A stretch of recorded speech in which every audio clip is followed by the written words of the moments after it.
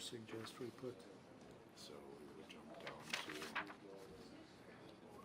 13 and have him But where do you want him? put him right after the Oh, look at that cutie. consent agenda. Okay, Great. okay. Oh, boy. And then John Bennett is Yes, coming. and there's another one on the way. And that's, I was trying to get that with, Brittany is with dating Amy somebody being with 2 here. children. But I Okay. don't know A 5-year-old and if he comes a in time. 4. We'll just leave it where it is, right? Yeah, That's new. I don't know him, so. Brand new, yeah. I'll Well, it's not check grandma. when he comes She in. was something But, else. I haven't figured that out yet. right, we're recording, wish to start it up. No, I don't like that one. Okay, if I could have your attention, please. It is 6:36. This is a regular meeting of the Arlington City Council, Monday, March 4th. And I'll call the meeting to order, and would you please join me in the Pledge of Allegiance? I pledge Allegiance to the flag of the United States of America and to the republic for which it stands, one nation, under God, indivisible, with liberty and justice for all. Welcome, everyone. I'm Mayor Rich Nagel. I'll be presiding at the meeting. At this time, we'll have roll call.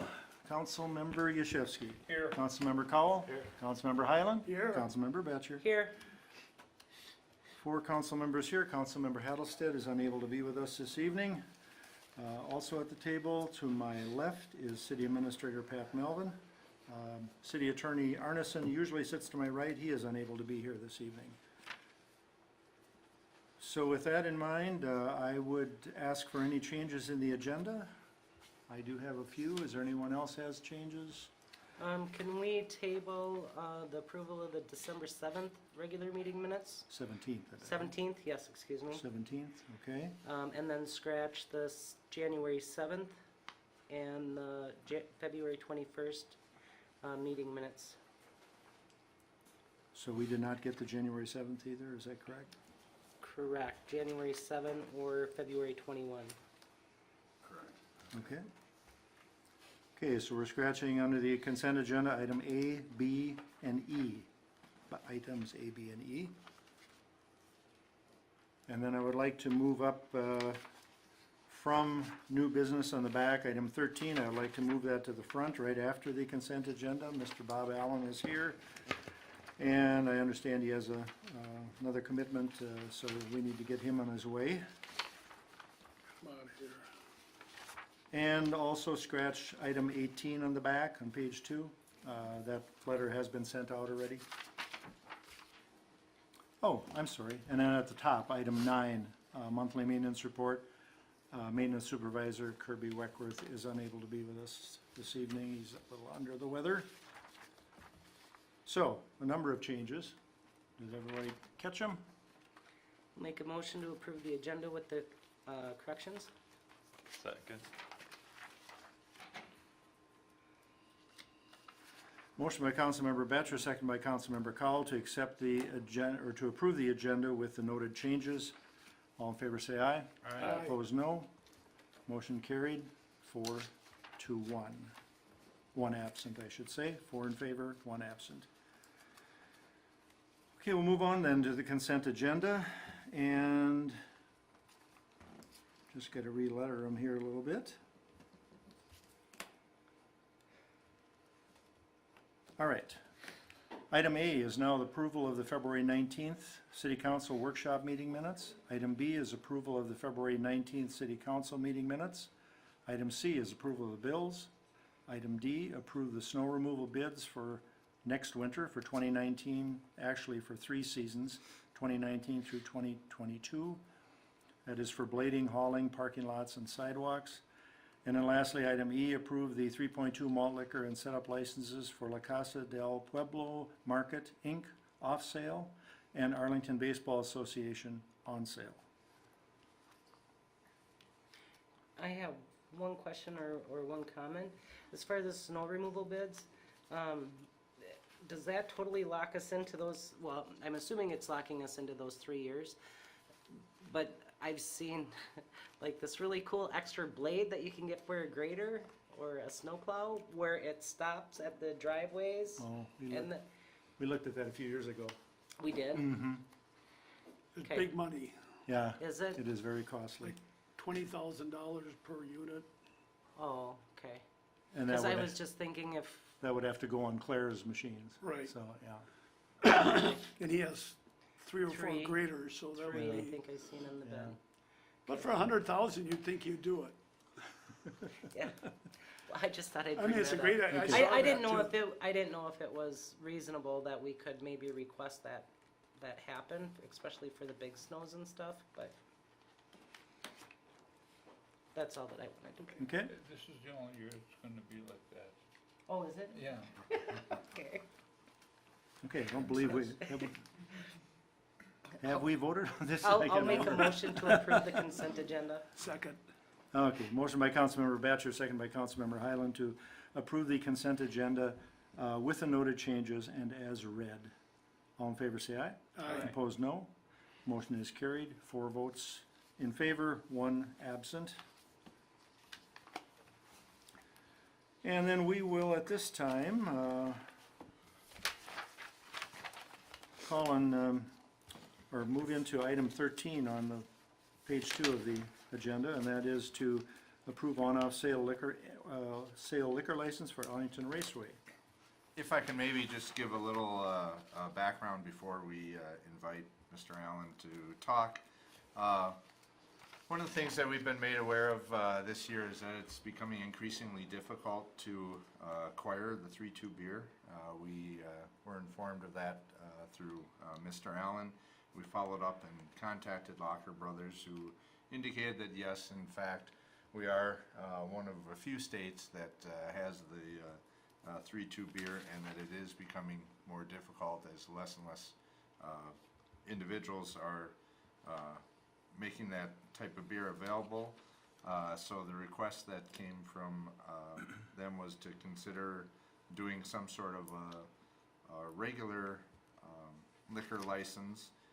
We tried to take into consideration the fact that the raceway is only open part of the year, and factor in a number of different issues, that they only are operating on Saturdays, different things like that. With kind of that in mind, the cost of a full liquor license, and this would be for the Arlington House, for the dugout, and for double tap, the charge there is $1,300, and again, that's for a full year liquor license. What Annie and Laura in my office, who were involved working on this, their recommendation is that we take a look at doing kind of a happy medium between those two. Their recommendation is we look at a $450 fee to go ahead and allow the raceway to have a liquor license that would apply in addition to the raceway, but also to the pit. So that would be $450, basically $75 a month. If you look at individuals who are paying the 3.2 liquor license, they're paying $80 a year for on sale, and then $25 for off sale. So again, recommendation is to consider, certainly the council can do something differently, but consider $75 a month. The raceway, correct me if I'm wrong, Bob, but is in operation from about mid-April through mid-October. Actually, May to the end of September. Oh, I'm sorry, May to the end of September, okay. So, with that, I'll invite Mr. Allen to come forward and share his thoughts on Bob, you want to make sure the mic is on there, just push the button. the green light. Green light. Yep. Okay. Push the button. the button right below it. There you go. Very good. How about now? There, you got Okay. it, you're on. Well, thank you, Mayor and council members. Everything that you had mentioned is correct. We're operating from the beginning of May through the end of September, Saturday nights, so it'll be about 20 events. And just having a little bit of trouble getting the product and being able to keep it in stock and keeping it, I guess, fairly fresh. And we're not knowing until the trucks show up when the stuff is coming in. So it's getting to be more and more of an issue. Yeah, I mean, I think it's reasonable, because, I mean, I did a 2-second Google search, and it says we're one of only 2 states that even offers it, so I can completely understand how it's hard to get. What And it- about the 2 facilities we just approved the 3-2 malt liquor license for? The Baseball Association and then the, Mexican Hispanic store. Hispanic store. Yeah, Baseball Association. Yep. And while I'm assuming they don't have near the volume that Volume. Arlington Raceway has, so, and I guess I don't know what kind of volume or where they get their, Well, I'm guessing they probably don't have the problem of getting enough of supply for their use right, as opposed to the Right. Raceway's larger use, but I don't think they even mentioned it when there was nothing mentioned by these two. No, and that's, we're kind of curious to see how that plays out, if once they do go to order, that they will find they're having issues and then come back to us. But yeah, the other 2 have not brought to our attention any concerns. Well, did they know that it was even available? I guess it's something new that we're doing. we'll find out. So Bob, is it beer only? Is that what we're talking about? I mean, it's a Yes. liquor license, but it Right. is, Yeah. beer is the only thing that's. At this time, it is. We have Okay. not made any contact with any other distributors or any other products at this time. Would you want to limit it to beer only, or what Can are your we? thoughts? Is that what you Well, we had currently sell? kind of talked about that. We met with Laura and Annie and myself and Tom Hattlestead kind of talked about a little bit. And one of the concerns was that maybe you set up a sidebar and have mixed drinks, on the outside or in the pits, and especially with the drivers before they go out racing. No. No? The drivers are not allowed to drink before they drive, and That'd make things a if lot more they're- exciting. no, thanks. We have enough excitement. So I guess the only reason I brought that up is if 3-2 would have been available, you probably would have just carried on by getting 3-2. Correct, yes. And so I don't think it'd be unreasonable for the council to say, well, then just carry on with beer, even though it's strong beer. We do have wine coolers in, But you did in the past, basically too. packaged product that we purchase, and there are other products available under a stronger license that they prepackage and sell that we have not had access to. Would you consider doing something like that? I The think Seagram's setting up- makes a mixed drink of some kind, and Right, yes. I mean, if there's demand, yes. But you're talking a prepackaged product, not Right. like mixing drinks. Right, correct. Yeah, Yeah. the apple ciders are popular. yeah, Mike's Hard Lemonade, and, Yeah, Mike's product, I mean, not that I'm an expert on this by any means. that's from going to the park. I mean, I could see like a prepackaged product, not mixing drinks, even Right. though the license would, Right, but maybe I'm okay with restricting that, it that too. way. Sure. Yeah, I Yeah, would I say don't think just, we really want to turn it into a bar. no, Yeah. Well, no, right. no. Maybe you probably don't want that. No, either. What about No. the little cans of margaritas or something? Well, That again, might That would it's- be qualify. that's prepackaged. That prepackaged, would so qualify? I think we just want to sort of stay away from any on-site mixed drinks. Right. And volume-wise and packaging and purchasing, I'd want to stay away from it myself. You have a couple other racetracks, correct? No, I just have the Arlington Oh, Raceway really? now. We did have the Redwood Speedway at one time, but You we're don't have- no okay. longer involved there. Do you know if the other ones have anything similar? I actually sell insurance for racetracks nationwide, and I have 2 clients in Minnesota that are, or actually 3 clients in Minnesota that have the hard liquor license. I know Elko Speedway would have hard liquor, they have the bar underneath They the actually have a bar grandstand. under the grandstand that's open It's a at other full-blown bar, times, other than the racing event, plus they have live music during the racing events. And I will just share with you, Tom, who wasn't able to come, did kind of share with me his opinion.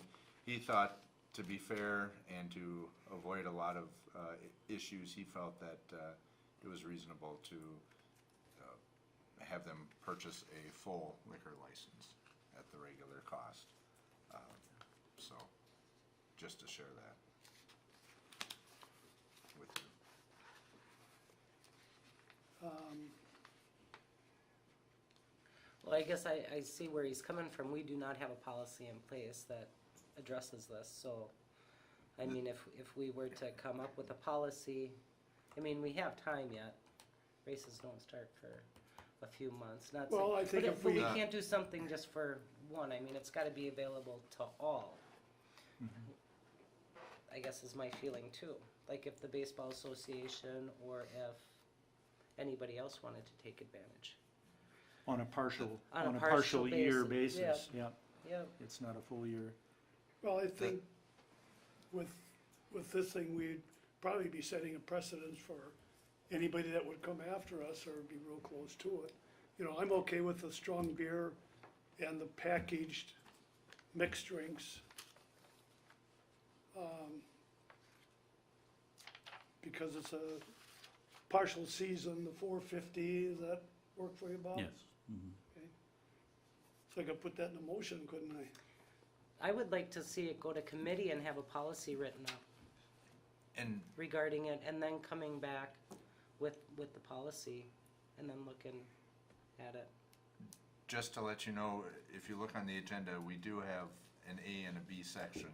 A is to approve the liquor license. The second one is to approve the 3.2 liquor license. So if we don't approve a liquor license for Mr. Allen here today, he's got to get his order in, he's got to get his license approved, so then he would move ahead with 3.2. I'm not sure how you would go about doing that if it's difficult, but yeah, he needs to get his license and get moving, is my understanding. Is that correct, Mr. Allen? Well, I guess I don't know the circumstances as far as your coordination with the state. But we do, once we delay it this month, then we're up against next month and opening. And And I mean, I would assume that we could get it done before the next council meeting. I mean, I just don't feel like getting Not into in something March, without having a policy put in April. place. I mean, you could have it done by, I'm sure a committee could meet before next council We're meeting. dealing with the state of Minnesota too, as far as getting the license back to the business. And I'm not sure how long it takes, if it takes a week or a month, I don't know. Yeah, and I think this is kind of a unique situation. I mean, the only other thing that's similar to it is probably the baseball park, you know, the A's. You know, I mean, the store here, it's a store, they're open like the rest of the places, so I would imagine they would pay the same fee. You know, but the baseball stadium and this would be the only thing, I think, that would fall under this type of. the fair had done something similar, but they did separate single day or double day permits. So I mean, even if we set precedent, I don't know who we're setting precedent for besides one other organization. And I don't Unless know, somebody were to come along. Well, I'm gonna do this, I'm gonna make a motion that we approve the liquor license application for Arlington Raceway, for $450 for the 20 weeks that they're racing, with the stipulation is for beer and packaged drinks only. Okay, is there a second? I'll second. Just to provide you a little more information, there's been talk about license. The city of Arlington does have, we can have up to 7 licenses. Currently, we have the Arlington House, the Double Tap, the Dugout. Now by going ahead and offering the racetrack a license, that would put us up to 4 licenses. We still do have 3 remaining, so that's our. Is that all on sale, you mean? On sale license? Correct. So off sale is separate from those licenses? I believe so, yes. Yeah. So as you're trying to ask the question of, what if somebody else requests it, we do have a little bit of flexibility there in reaching that number of 7. Okay, any other questions, comments? Motion is made by Councilmember Highland, second by Councilmember Yashewski to approve the on and off sale liquor license for Arlington Raceway. And that would be for beer and packaged mixed drinks, is that how it's to be worded, something similar to that? I have a question. It's for on and off sale liquor sales? No, I believe it's just for on sale, correct, The, Bob? the I mean, 3.2, was that an on sale and off sale? And I guess the only reason I would say is there a volume issue as far as what, do they have to have it in a certain area, or can they take it outside of the grandstand, by, Previously, enforcement. you have applied for an on sale and off sale. right? And we were told that was the type of license we should have because of the layout of the facility. It's Okay. not that we're actually telling people to come in and buy it and take it home. But some do take it and bring it into the pit Right, after the races. or go out to after- the parking yep. lot, or Yep. sit in the pavilion or whatever. So Okay. it kind of eliminated the issue of maybe having to have a fenced off area that's the only place you could be. With that said, the on sale liquor license for a full year is $1,300. The off sale liquor license is an additional $100. So, with that understanding, Did the they factor that into there? the $450, I believe, yes, was inclusive of that. I mean, I just don't want it to be unfair to the ones that have, I mean, I understand that they're full year and stuff like that, but I want it to be fair all the way across.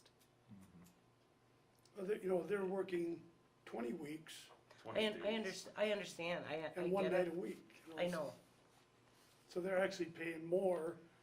I think that comes out to about $22 a night. And if you look at $1,300 divided by 365, It's like $3. it's a couple dollars a day. Okay, any other comments, questions? Hearing none, we'll vote. All in favor say aye. Aye. Opposed, no. Motion carried. 4 votes yes, 1 absent, so motion is approved.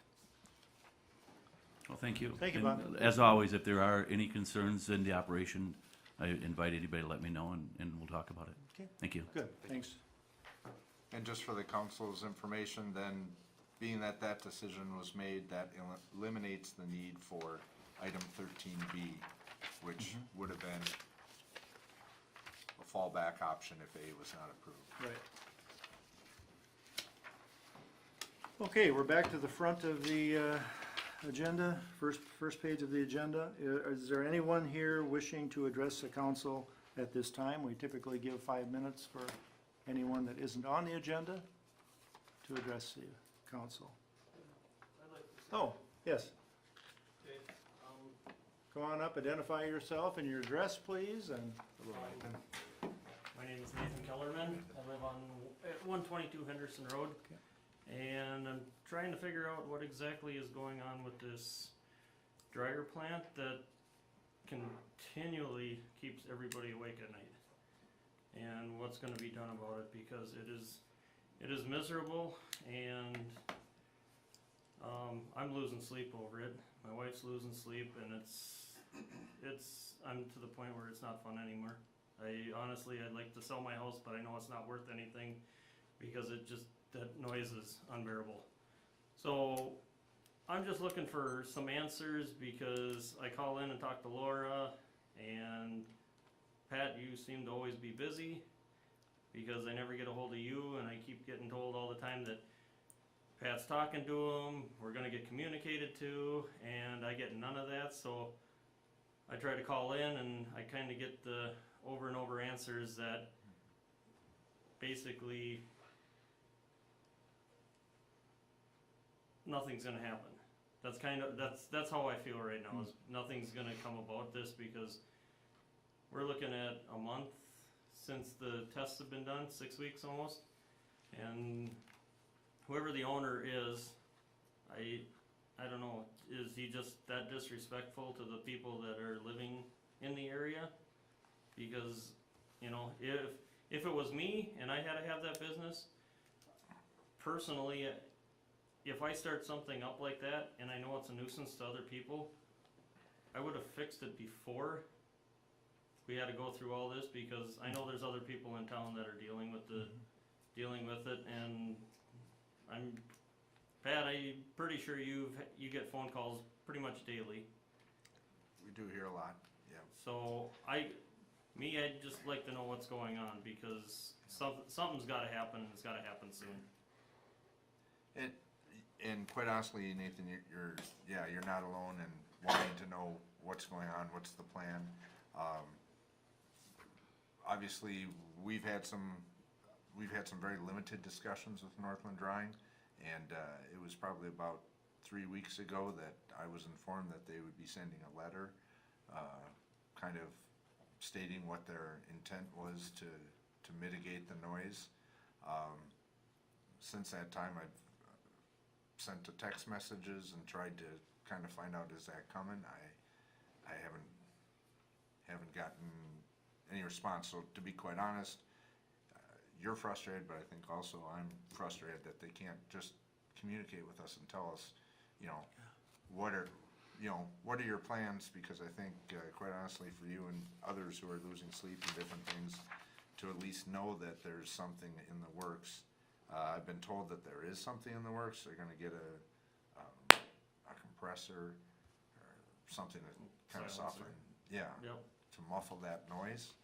But I haven't seen anything. I was hoping that there would be an official letter, because I was told there would be an official letter coming from Northland Drying, and I was hoping that we would be able to go ahead and share that with the residents who we know have voiced concerns, and we've got kind of a list of emails. So we definitely want to be, very transparent in terms of what's going on, and we just don't have a lot of information right now from Northland Drying, and I don't know if there'd be an option for maybe the council to try and reach out to Northland Drying to ask them questions. Yeah, I don't know if this is the time or if we're supposed to do something later, or. Go ahead. Okay. I mean, I think we gotta do something officially. I mean, I think it's been long enough where we gotta send them something saying you have X amount of days to get this taken care of. I mean, or we're gonna have to, I don't know, cease operations. I mean, we paid all the money to get the testing done. I mean, there has to be some follow through on their end. I mean, if we're not getting calls back, I don't know, it just seems like they're not cooperating. And I think that's what we were looking for. That's what, I wasn't able to make that meeting, but that was the understanding, was that they were gonna be cooperative, and It they were certainly gonna try to seemed get that this, way, yeah. try to get it done, and to not Certainly communicate with us. That's pretty frustrating for me too. What are our options as a city? I wish this fellow was here to weigh in on it, but, Well, he mentioned at a prior meeting that we can send a letter to them requesting, right? Because they're out of the limits, the noise, Correct, they're out of the limits, so they're not complying. So, I mean, we can give them a certain amount of time to get the fixes done, or at least a timeline to get things done. When we met with them and they were on the phone, they talked about getting this done as soon as possible, and they were excited about working with us and getting things taken care of. But like you said, it's frustrating that they're not communicating back with us at this point. At that meeting, the company we hired for the noise testing, they said 3 months it probably would take them to figure out a plan and to put it into place. So I guess as far as that goes, I mean, we can go back and say, okay, they got like a month or 2 months left at this point, that it has to be completed and fixed by. Yeah, the open-endedness just drives me crazy, and as I'm sure all of the people living there Right. too. You know, Well, it's not just living right next, I mean, yeah, it you're all radiates over. everywhere, Well, and so. that's just it, because my wife, she visits the Snap Fitness every morning, and she just recently talked to one of the other persons that come in there, and they live 3 miles out of town and they can hear it. So, that just tells you how annoying it is when you live less than a quarter of a mile from it, because, yeah, it's just a continue echoing through the, so, and it does, and I know the subject was brought up to maybe find a different spot in our house. It doesn't matter where we're in our house. It is annoying. You know, one of the things that's frustrating to me is when Northland Drawing was making their presentation, I think I asked the question, is there any odor or noise with what they're doing? They said, oh no, there's none. And that's what's disappointing, you know, there is noise and there is odor sometimes. So I would like to have this check with Ross to see if there's any ground we can stand on to put some pressure on? Or do we as a council need to go and knock on their door and say, we're getting a lot of complaints from the residents and we need to do something? But I think it's time to stop waiting for letters, stop waiting for phone calls. We may have to just go and Do it. take a little more aggressive action on it. Okay, we do have a part in our agenda where you can have open discussion, and we will be discussing Northland Drying. I just jotted it down, so the council will make a decision tonight as to what step to take next, and I think it's pretty much an agreement that we need to do something.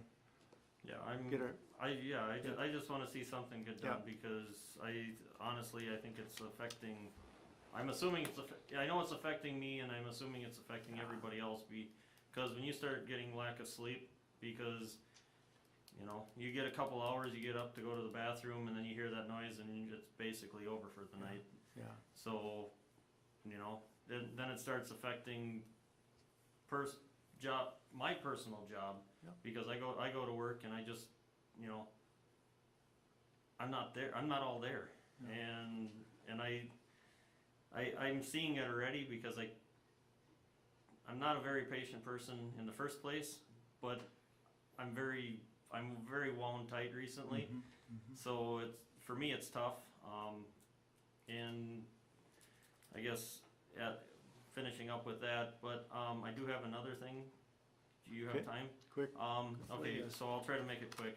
So, just trying to figure out how the snow emergency works, and if there's something that can be done, because my son left his car parked out on the street, got a ticket from the police department, but he had the car moved before they plowed, but then when I called the police station and talked to them, they had told me that because of the snow emergency, and if I was on the city website, or if I was on Facebook, which we don't have Facebook in our house, I don't believe in Facebook, but, so I got a $35 citation, and my son had his car off the road before they plowed. So I'm just trying to figure out how that all works, and if there's some way that the council can come up with contacting people as far as letting them know that, okay, we're having a snow emergency, which I didn't even know that the city had snow emergencies, because in the past, they just plowed around the vehicle, and then if they plowed around the vehicle and the cops came through after they plowed, then you got a ticket.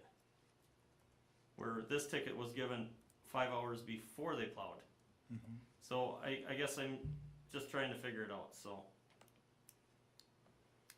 Well, I know the snow emergency can be called when there's at least 2 inches of snow on the ground. Okay. So that's the trigger, Okay, is yeah. what and- starts that. And whether that's at noon or whether it's 2 o'clock in the afternoon, Okay, they can declare it. And then usually, once it's declared, it's also stated when plowing will begin.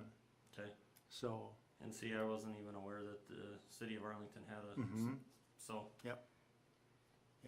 And we have had initial discussions as far as letting residents know, because there isn't a great way to let everybody know. So we've looked into a few options. I know the chief has, the police chief, but it's something that's probably not realistic for this winter. You know, from what we gathered the last time, because the only other real options is some on TV, but if you're not watching TV, Yeah. or, you know, a phone message, something like that, and to look into the software for that, that would. Okay, the- well, so, and that we would have, work. we have discussed it. You know, if nothing else, that each household would have one number or whatever, that, you know, text would come through, the city has declared a snow emergency. Yeah. Okay, well, then I just get a hold of family members and go, okay, just make sure you're in the driveway. Yeah. Right. So, Either that or an email group that could be sent Yep. out, but then, of course, citizens would have to let the city know what their email address is. Yep. They may not want to, Okay. so, but, you know, we're trying. okay, well, I'm just asking questions Yeah, because that's fine. So, appreciate your time. all right, All right, And thank you. thank you very much. hopefully coming, we'll, Nathan. hopefully we'll get something done with Northland. All right, sounds good. Thank you. Thanks, have a great night, guys. You too.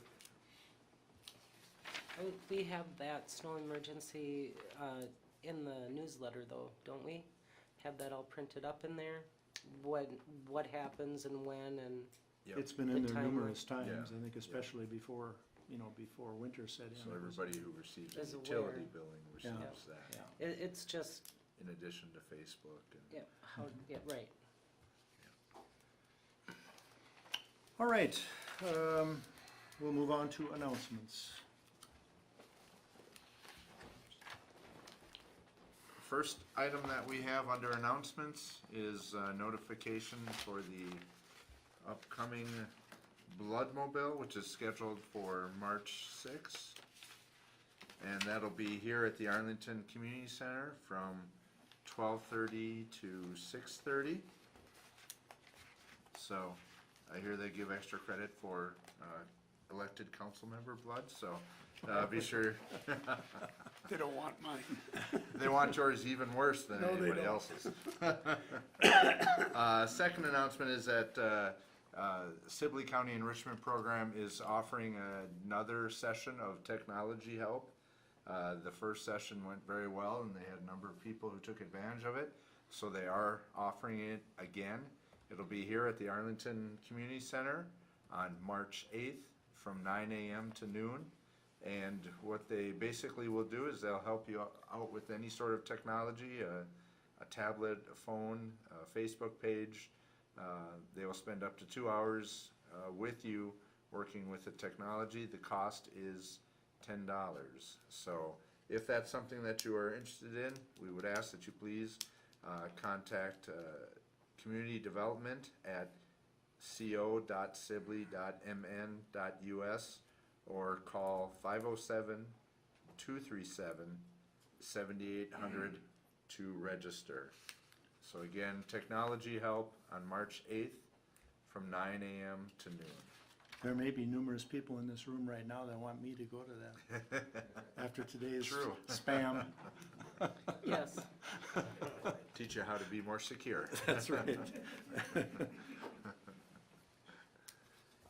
The third announcement is the Arlington A's Bat Brunch, which is scheduled for March 17th at the Arlington Community Center from 8:30 to 12:30. They are selling pre-sale.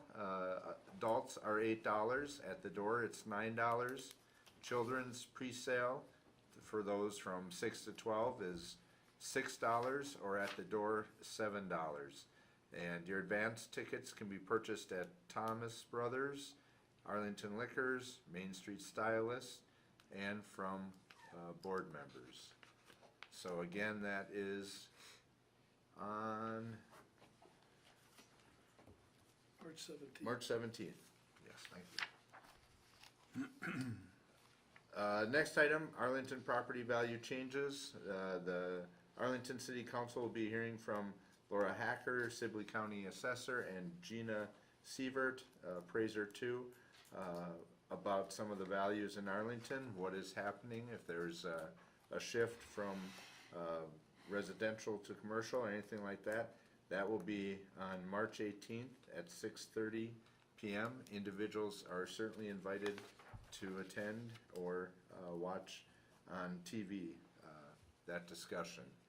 The last item then is the Sibley County Municipalities Association annual meeting, which is scheduled for Monday, April 2nd at 6 p.m. at the Henderson Roadhouse You should have received a notice for that.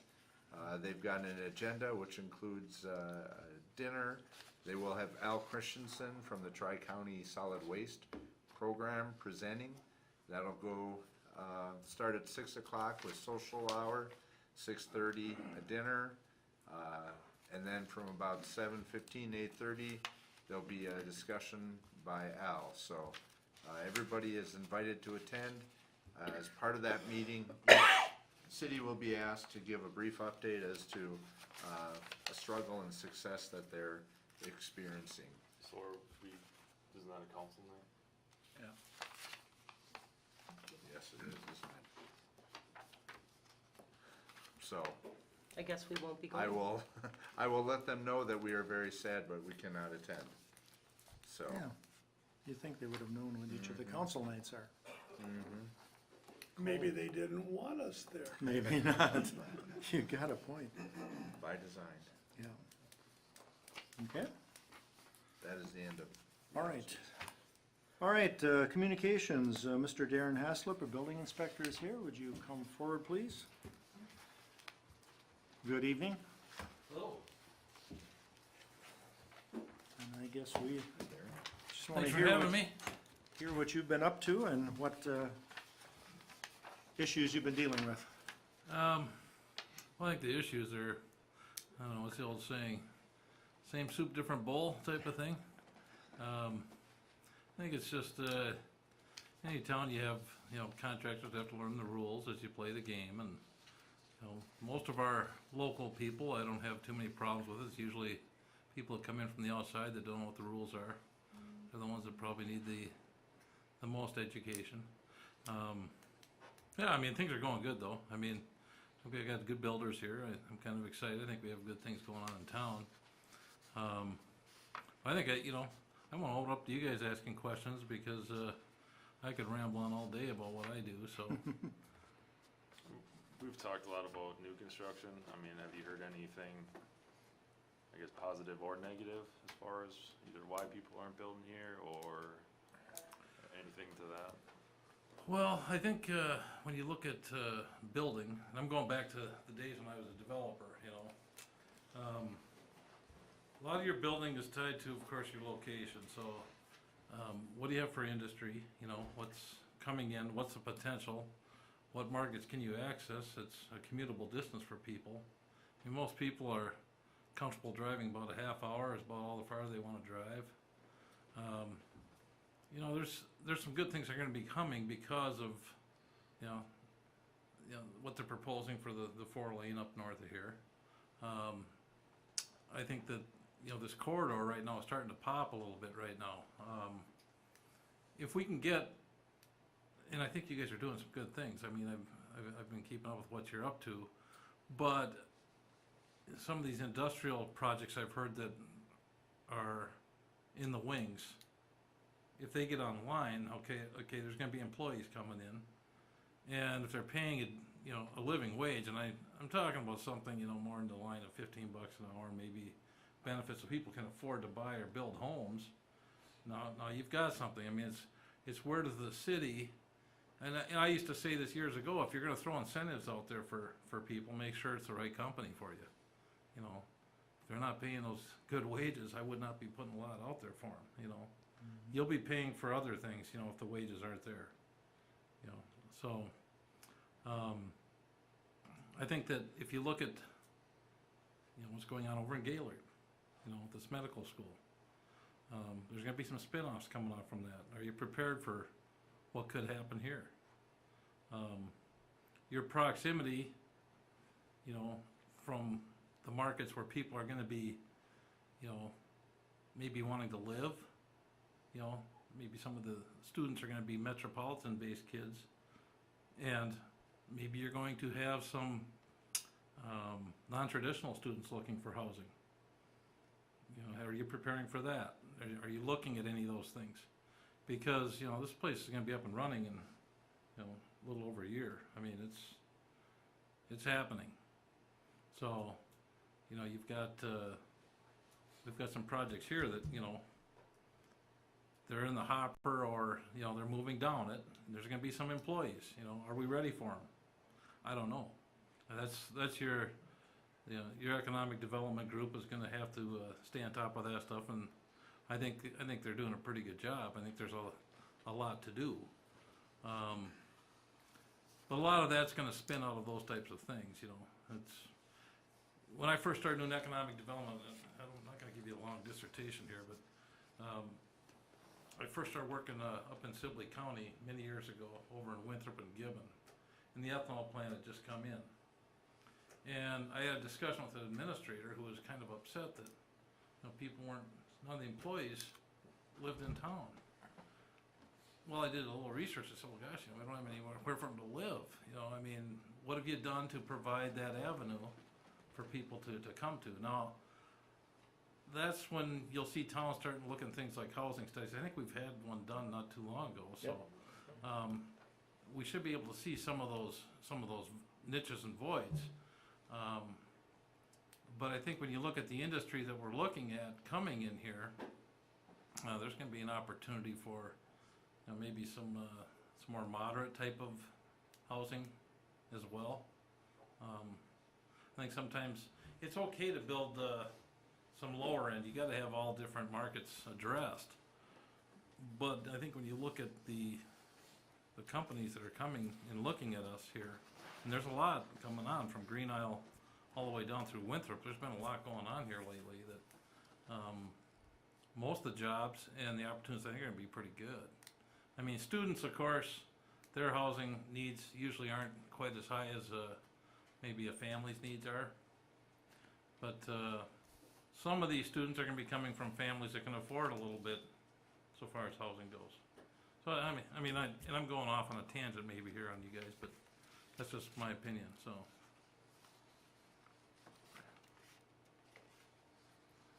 Okay, any questions of Darren? Well, I had questions regarding a totally different subject here. We've been talking about the planning and zoning fees and the costs, the increased cost that was recommended to us by Cynthia. For applications for different things. I was just wondering if that has anything to do with Darren as well. Yeah, I think, So, yeah, if you could comment on that, Darren. Were you talking about Cynthia, the variances? Yeah, Cynthia has made a suggestion that the council evaluate the variance application, conditional use permit application, the interim use permit application, the ordinance amendment application, as well as the rezoning application. All of those are currently at $200, and the council will be talking later this evening about possibly increasing that amount to $225. Okay. When we talked, and Pat and I talked just briefly about this, I just heard the variance thing. sure. So I called some of my towns up just to get, the little litmus test, see where their fees were at. They're all over the place. I mean, all over the place. I had two towns that for a variance, this is just for a variance application. There were $75. I had one at $150, one at $200, but it also requires a site plan and possibly a survey. May include attorney and or engineering fees in addition to that. Had another one at $175. One of them does the costs of whatever it costs to do for the publications, the hearing publications, if there's any engineering, any attorney fees, plus 10% for the administrative costs. So whatever the costs are at the end, they're gonna pay that plus 10%. Okay. There was one, this one was, they started at $125. They said it could go up to $500. They said it all depends on in-house costs that people have to spend. You know, if your workers in the office are working on this, why should the taxpayers pay for it if it's to benefit one party? You know, I think that's fair. Their costs also included, they said the reason it could go so high is, you know, if you get the attorneys and engineering involved, there's recording costs. If the planning commission has a special meeting just for them, you gotta pay per diems out. They pay for those as well. That's how it could get up that high. So, like I said, they're all over the place. I didn't know about all the other, you know, different fees you were looking at, but those are the ones that I checked out before the meeting, so just to give you an idea where they're at. They're all over the place, you know, so. And do you know offhand, Darren, how long it's been? It's been some time since we've adjusted our fees, correct? Yeah, I've always thought that, you know, your land use fees are, I think they're like $25 for a land use permit.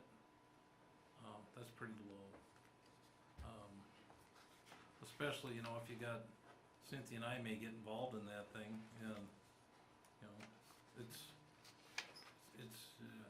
a losing proposition from the city's standpoint for that permit.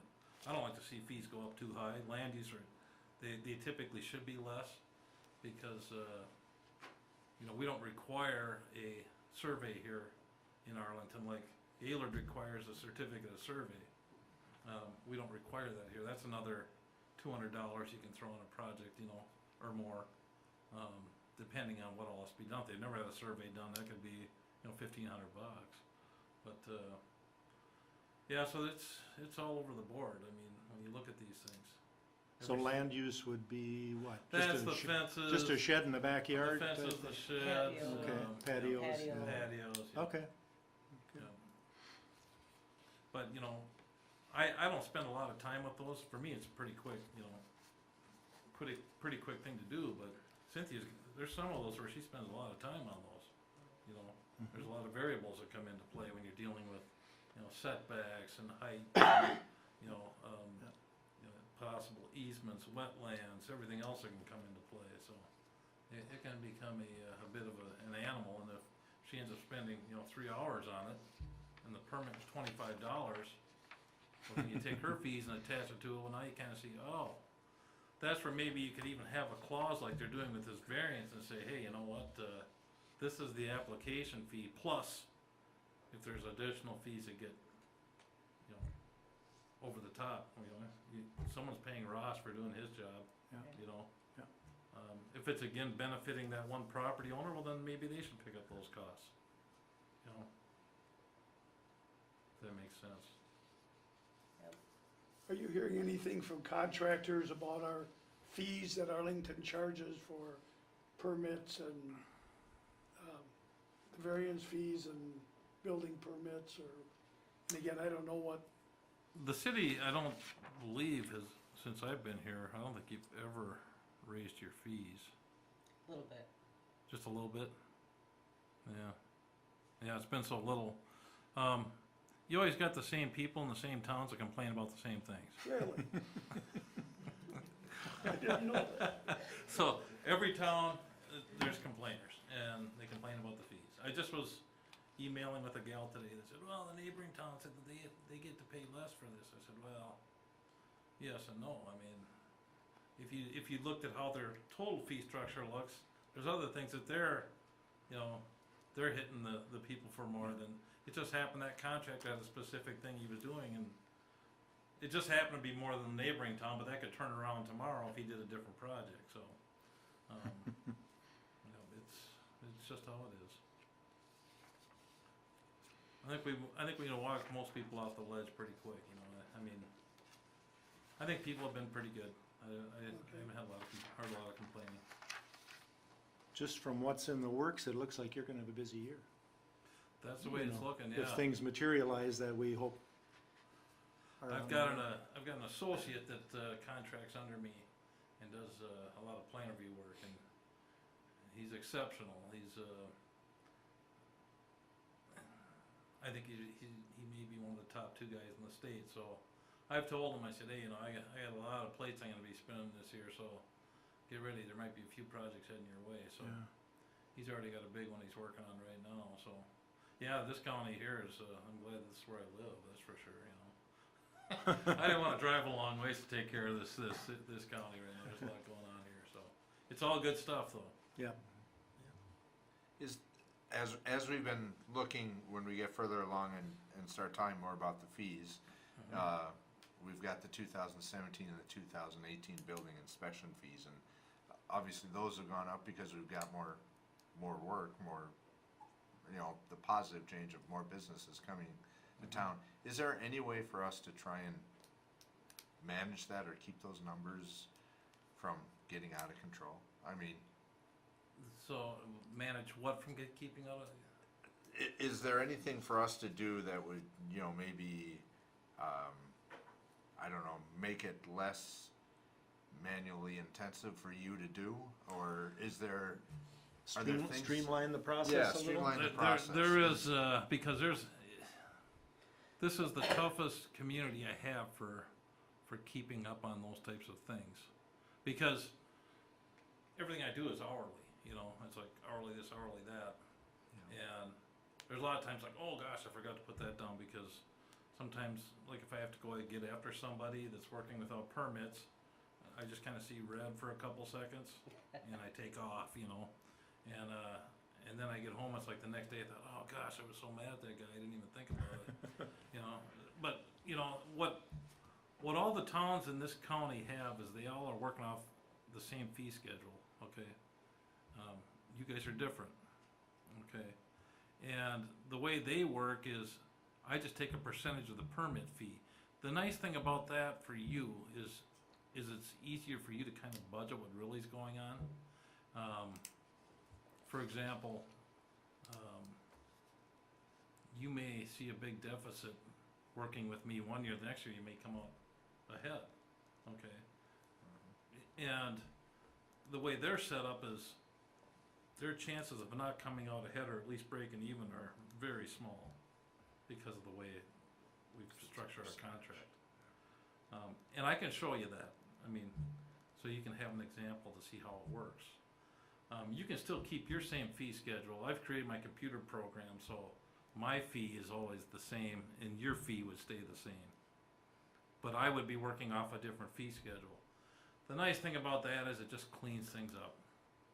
Makes it a lot easier. Then I don't have to do the hourly thing, you know, where it just goes on and on, you know. There's still gonna be some hourly things, but not like it is now. It's something to think about. I can show you another town that does something very similar. And they're using the same, and that would, you know, the fee schedule would be the same as these other guys are using in the, you know, Green Isle and Winthrop and Gaylord all use the same schedule. And you can look at it, think about it, you know, see what you think. I know there have been some comments from the council members about, is the red tape, so to speak, causing builders not to locate, you know, it's too cumbersome. Can we No. can we smooth out the process, I don't speed up the think that's- process? I don't think that's an issue. Okay, No, I think you have, you know, you got good people working in the office, they're bright, they're on top of what's going on.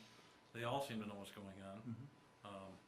Trust me, because when I do a report and I have a misspelled word, I know it. So, I always tell them, send them emails, I'm good at the number part, I'm not so good at the spelling part, so. But, no, I think we have a good process. I'll have to check, I think I forwarded, to the gals up front. I have a handout that I want people to start getting that are doing projects that spells out, this is what I wanna see. You know, when you submit an application for construction, I want some plans, this is the type of plans I wanna see. Floor plan, dimensions, basic stuff. Yep. Cause otherwise I gotta call them up, and if I gotta call them up, well, now we're on the clock again, I thought, okay, well, this will shave some time for them and me, we can get more done. sounds good. But if we go to this other system I was telling you about, I wouldn't be tracking you on the hour like that, you know, it's just gonna be part of the permit and the plan review fee. And I'll show you how it works, I mean, we do it a little different here. It's just tough because when I do a project here that has plan review, you guys have a plan review fee that's separate of mine, you know, and everything is kinda jumping around, so. But we can get I that think we fixed. could work towards something. We can get that, corrected, that's not a big deal, so. Oh, it's nothing you're doing wrong from that standpoint, though. I think your system's fine here. It's working everywhere else. Your system's the same as everybody else is doing it, so. Okay, anything else for Mr. So, Haskell? very good, thank you. Okay. Thanks for your a lot. time. Appreciate it. Sarah. Oh, I was gonna say, that may not be around for the Northland thing, the discussion. When those tests were done, the tests were done to meet the requirements of some regulating body. Okay? Who's in charge of noise pollution? MPCA. MPCA. That's what I would put in the letter. Cause they have the ability to turn the screws a little harder than we maybe do. Well, I don't know if didn't we question that? Well, That they could come down on them with the number of days to comply and all that, and they sort of back off on that. basically the MPCA, it's a negotiation. Once they're violating it, you work with them to try and see how quickly you can get them to mitigate the noise issue. And the MPCA doesn't have, They have 2 the months or 3 months. It's No. negotiation is what Ross told us. They don't, okay, I just thought they had the ability to fine people, and that's I thought usually, so, too. it's usually what gets people motivated, you know? Yeah, surprisingly, from what Ross dug up, they don't have. I thought they did too. I thought they had more pull. Well, we'll discuss Okay. that in detail a little later, All right. but thank you very much. Yeah, they are next, yeah. All right, people service, would you want to come forward, please? Welcome. Good evening, everyone. Thank you for your time. You don't want the microphone right there? I'm Greg Stang, Region Manager of People Service, and just to confuse you guys, I'm Greg, and that's my coworker Lee, and that's my other coworker. Yeah, sorry we had two Lees come to work, but it is what it is. We hired the best men possible, and that's what we did. See how many chads we got. Thank you again for the You're welcome. opportunity. I always appreciate being able to come, from the council meetings and, from the council at least once a year, just to update that kind of stuff. And works out good tonight, cause Leo's gonna be here to kinda go over your council reports, that kind of stuff, and we'll, then I also wanted to, you guys know Lee Orloff, he's the lead operator here. And then the next Lee is Lee Forcier, he's the operator here, that, what, 6, 7 months ago? 8 months ago, even. That he's been working here already, so, kinda for you guys to put a face to the name and also, the public on TV, whatever, so. He's driving around with the trucks and doing everything, so you'll see him around, so. I don't know, Pat, did you wanna go over the council report? I'll start out, just wanted to go back. Included in your packet was the December report from People Services. I'll just go over the December and January report real quickly, and then we'll get to the interesting part, which is going through some of the testing. But just looking at December, these are reports that you receive typically each month. I think some of the things to just kind of call out to your attention, People Services is obviously going through each month and testing equipment, making sure different alarms work, etc. They're also dealing with a lot of Gopher State 1 call locates, so they go out, they mark where the different water lines are to ensure that we don't have cutoffs. Back in December, we did have a main break at East Dayton and 2nd Avenue. We were fortunate that that was not a part of our line that was broken. That was part of the residential, and it was their responsibility to go ahead and take care of that. Also noted in their report was that they took clarifier number 2 offline for the winter season. That is a cost savings to the city when they basically have concluded that they no longer need to run the equipment, the motor, as much as they do during the summer. We previously had some discussions about the emergency backup trailer, and just wanted to call your attention that now People Services, routinely takes a look at that, and they did that in December just to make sure that all the equipment is there in operation. So appreciate them doing that. I also worked a little bit with Lee in planning for a meeting that we had with the Department of Health and with the Minnesota Pollution Control Agency, and that's where we talked about the chloride as well as the phosphorus limits. So that is what happened in December. As you can see, included there are two nice bar graphs showing you the average daily water pumped in gallons. It kind of gives you a neat perspective to see what the trends have been throughout the year. As you can tell, it compares 18 to 17. Obviously, the average water pumped in June through September was lower in 2018 than it was in 2017. Also looking down at the wastewater pumped, you can see that in 2018, from September through December, we were higher than the numbers that we had in 2017. So, The I'm neat not thing about the graph there is, that really shows you, the city that has I&I with the inflow, the water getting in, you can really see that in 2018 when it was wet.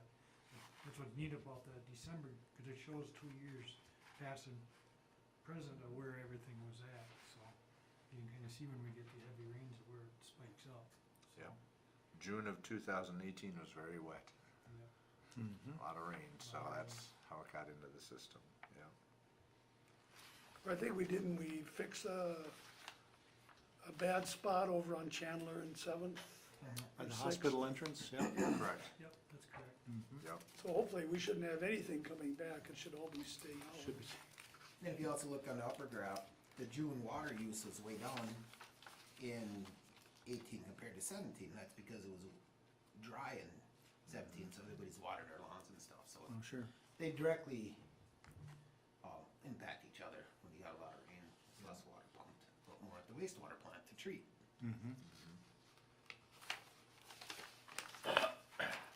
So, I'll skip over the next 2 pages for December and we'll just jump right into January. And then we can go back, and I think People Services will kind of take us step by step through the process of the different chemicals that they test for within the water. So for January, there was a total of 7 Gopher State 1 calls. Again, that's People Services going out and marking where the water lines are. There were 15 requests for services during the month of January. One of the things that we've been doing a much better job at recently is getting individuals to change out their meters. So we had 14 water meter change outs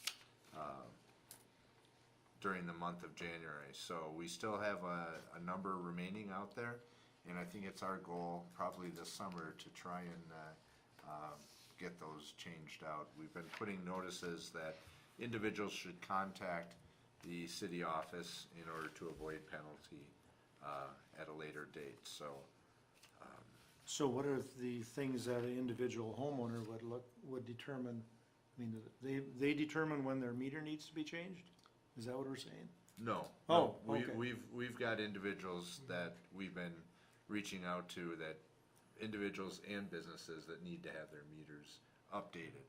And then we basically send them notice and we ask them to contact us to schedule Okay. that. All right. Problem is that oftentimes those notices go unresponded to. Okay. And so now we've recently started putting a notice in there to say that please contact, otherwise there may be a penalty coming. Is there a cost for the exchange? No, there's, No correct cost me to the if I'm wrong, homeowner? there is no cost, so. So it just, all they have to do is be there to, Yep. Yep, and we've had some discussion with People Services, could we maybe be a little flexible and maybe have one evening, for those who work out of town or something like that, so, once spring rolls around, we'll probably take a look at that and we'll try and kind of wrap up those remaining ones that we have left, so. Maybe they could call them ahead of time and have them ready to go when the weather allows. Yep. So. We also they also attended the pre-design meeting, which we had here for the 2009 street and utility improvement project. It's always good to get their input on different changes that are being made in the system. And also in January, another notable thing is that they cleaned out the garages, gave a city a check for $140. That was basically metals and different things that they were able to recycle up in Green Isle. So in addition to that, later it looks like in 2018 they were able to get $500 worth of scrap metal recycled, and then $140 in 2019. So keep up the good work, guys. That's great. With that said, then we'll just kind of roll into. You can see we've got the average daily water pumped and the wastewater pumped. We've got one month to compare there, but we'll jump from there right into the water testing, and if People Services wants to walk us through that Yeah, I can walk through this. part of it. Going back in the front with the water, maintenance, operations, water and wastewater, just an overview of it is we have requirements that we have to make, like if you read in there, there's water sampling and it says that, we are required to do that every month. There's a they call it, it's bacteria, make sure that the water is safe to drink. It's based on population, the size of the town for your sampling frequency, and we are required to do that every 2 samples every month. It doesn't matter when we take them, but we have to do 2. So anything that's required of us, I put into these reports.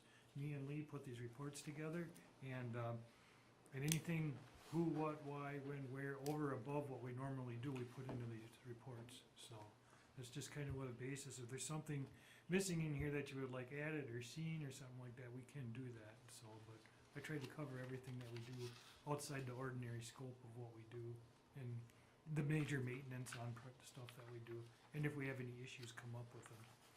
So moving on to them pages that you're talking about,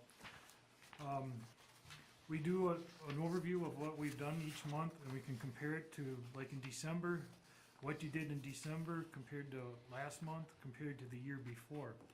And we go in every day, do run times reports, and we have to generate these reports to go to the state, so we just copy about for what we are, this is everything that we're reporting to the state on our usage, and plus the chemicals used, which are in the budgets and stuff like that. So it tells you what we pumped, their maximum daily usage, and just what every well pumped and the chemicals that we used. And the question was, is under the wastewater side, we have all these different things on there, what do they mean?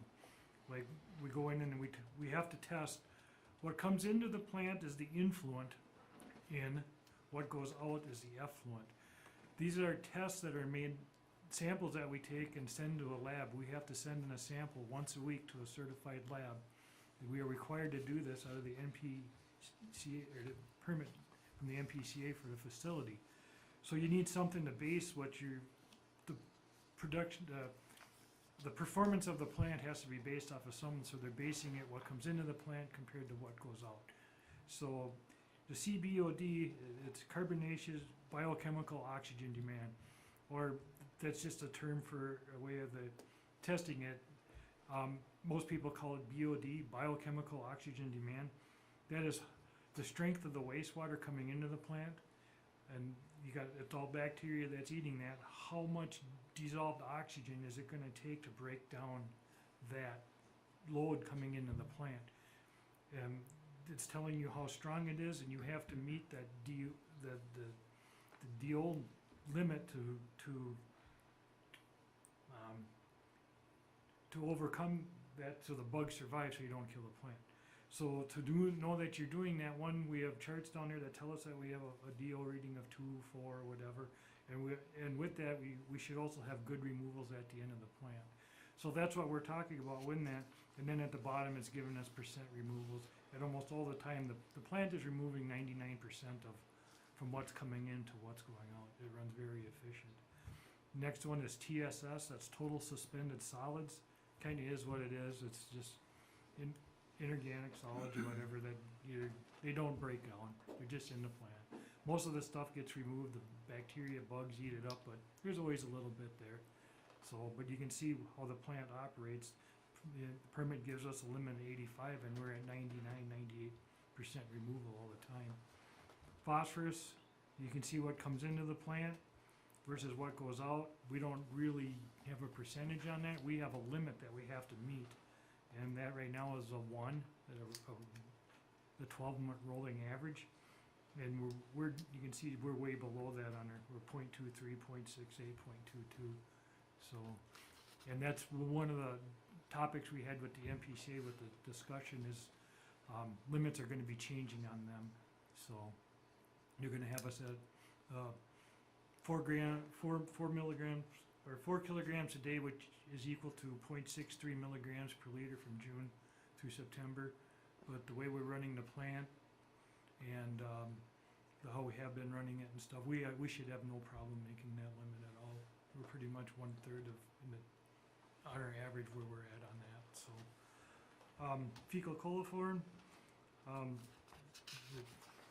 we have to test that going out. That is just bacteria from warm-blooded animals. It's Seasonal from April, because right now the temperature is too cold. It kills the bacteria when it leaves. Once it gets above a certain degree, you're going to have that bacteria going out.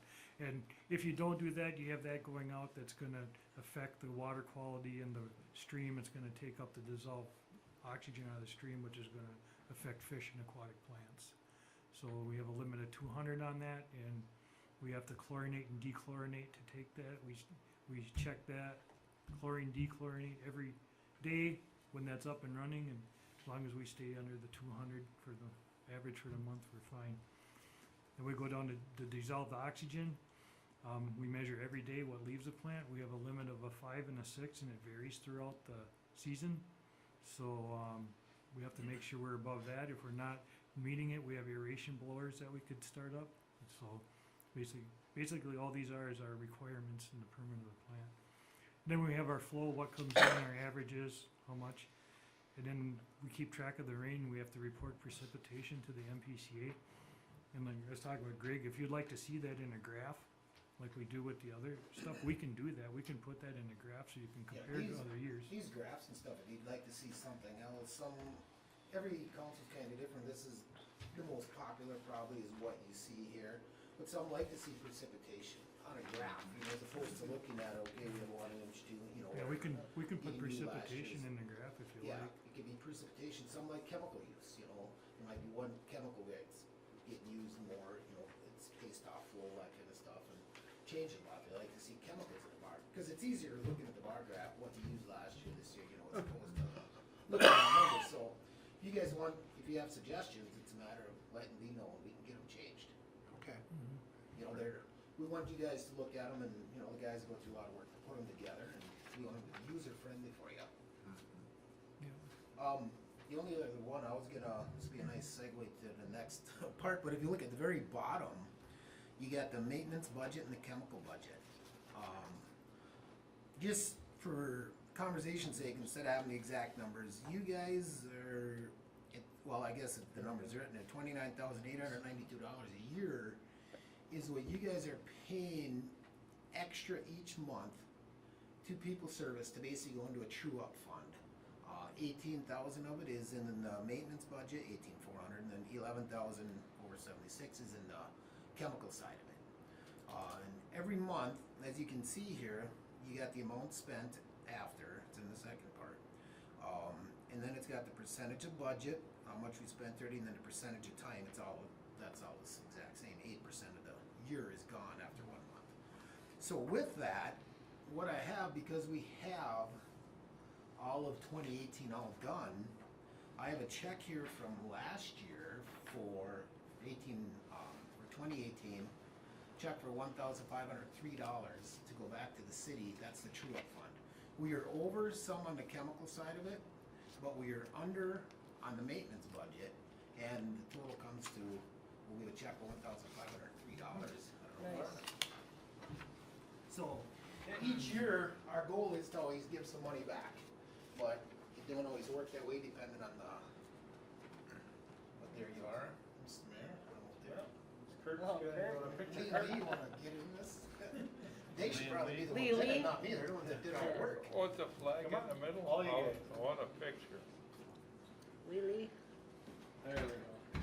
Get the whole team. I can order it back and I can,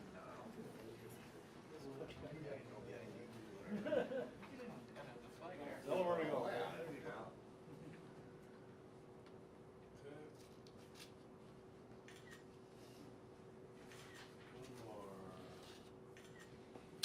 Perfect. Thank you very much. Very Thanks, good. Barbara. Appreciate it. yeah, like I said, our goal is to always try to give you guys back as much as possible. There's been some changes made at the wastewater plant. We're hopefully using less ferric chloride now as time goes on the water plant. That's, We're still doing good, you know, we made a lot of changes a few years ago and we're still trying to figure out ways to leave a smaller footprint out there. You know, 3 years ago, we reduced the size of the plant and we went over $20,000 a year savings just in electrical costs. And looking at the flow coming in and as the projects keep evolving in town here with the road project, redoing the piping, it's reducing the I&I. It started it last year. Now this year was, we can go down to one final clarifier. Well, they run 24/7. They got a scraper arm and traveling bridge in there that goes around in a circle and a pump that recirculates 24/7. So normal operation was 2. We can go down to 1 in the wintertime and that's additional savings. You don't have all the electrical costs going on out there. So trying to keep on top of it, so. Now, you do haul, once a year, I think it's in fall, you haul out solids Yep. out into the field? Yep. What type of monitoring goes on with that? In other words, you can't just go to the same field year after year after year and keep hauling on it, can you? Can you, or can you? Yes and no, depends how much you apply on it. Okay. We have 2 sites out there, so we alternate. One year we do one Okay. year you do the next. And is that You- knifed in? Yep, that's knifed Okay. in. If you go year after year, then you keep having to carry over and carry over and carry over. If you go every other year, you don't have to carry over the nitrogen that's supplied Right, from one year to the right. other. So if you keep going year after year, you can get to the point where you can't hardly put anything on it for a Yeah, year or 2. yeah. So we're always back and forth, back and forth, Okay. back and forth, so.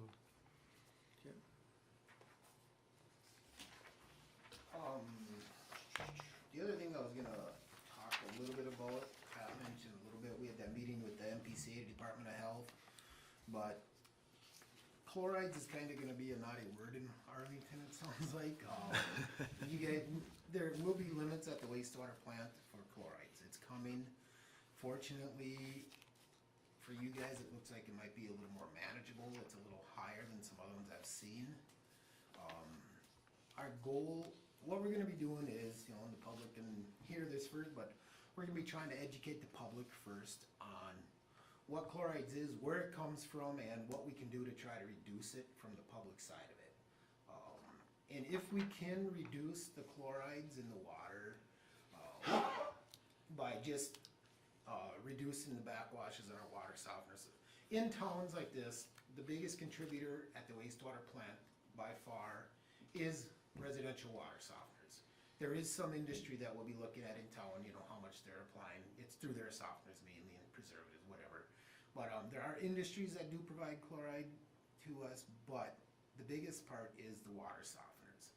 And one of the big water softeners that are contributors are them that are regenerating probably every other day. Whether it was set up that way 20 years ago when there was 5 people in the house. Now it's just mom and dad left, or maybe one or the other, and it's still regenerating every other day. And no matter what the flow is, if they're gone, you know, for 2 weeks on vacation, it's still regenerating every other day. That's a lot of extra salt getting used, and every bag of salt that gets dumped into the water softener ends up at the wastewater plant, and it ends up in the effluent. If we can reduce the amount of salt going into your softeners, into the softeners in town, that's gonna reduce what's coming to the wastewater plant going out. If through all the public education, everything, the city's not able to reduce the chlorides enough. Essentially, the most economical way to attack it after we try that is the cities have to build a water plant to soften the water. And then it would be a city-owned water plant to soften the water to meet the wastewater plant effluents of chloride. That's other cities. The city of Morris has just spent like $14 million on theirs. They're doing it to meet their wastewater limits. So, you know, like I had given Pat, did you include that in the packet at all? That Questionnaire? yeah, it's just a question. It's just a generic one. I got it. Different. I mean, these are things that we're looking at. We want to, you know, our goal again is going to be to educate the public. You know, we'll probably sit down and talk about how we should do it. We should have public meetings, whatever it's going to be. But if we can't meet it, it's going to be a big deal for the city, a big expense for the water plant. The water plant, you know, it's probably due for an upgrade. But do we want to go to a lime softening or something? No. It's not an expense any city really wants to take on. If you would have to go to that, what happens to all the residential water softeners? I mean, yeah, The you tell city the would people have you to don't. yeah, you- basically, No, you and we would have, it would kind of be like the sump pump ordinance. Because we can't have them anymore because we wanna meet these limits. Yeah. So it's gonna take, effort from the residents, you know, the city's gonna have to educate and residents are gonna have to comply, just like sump pumps.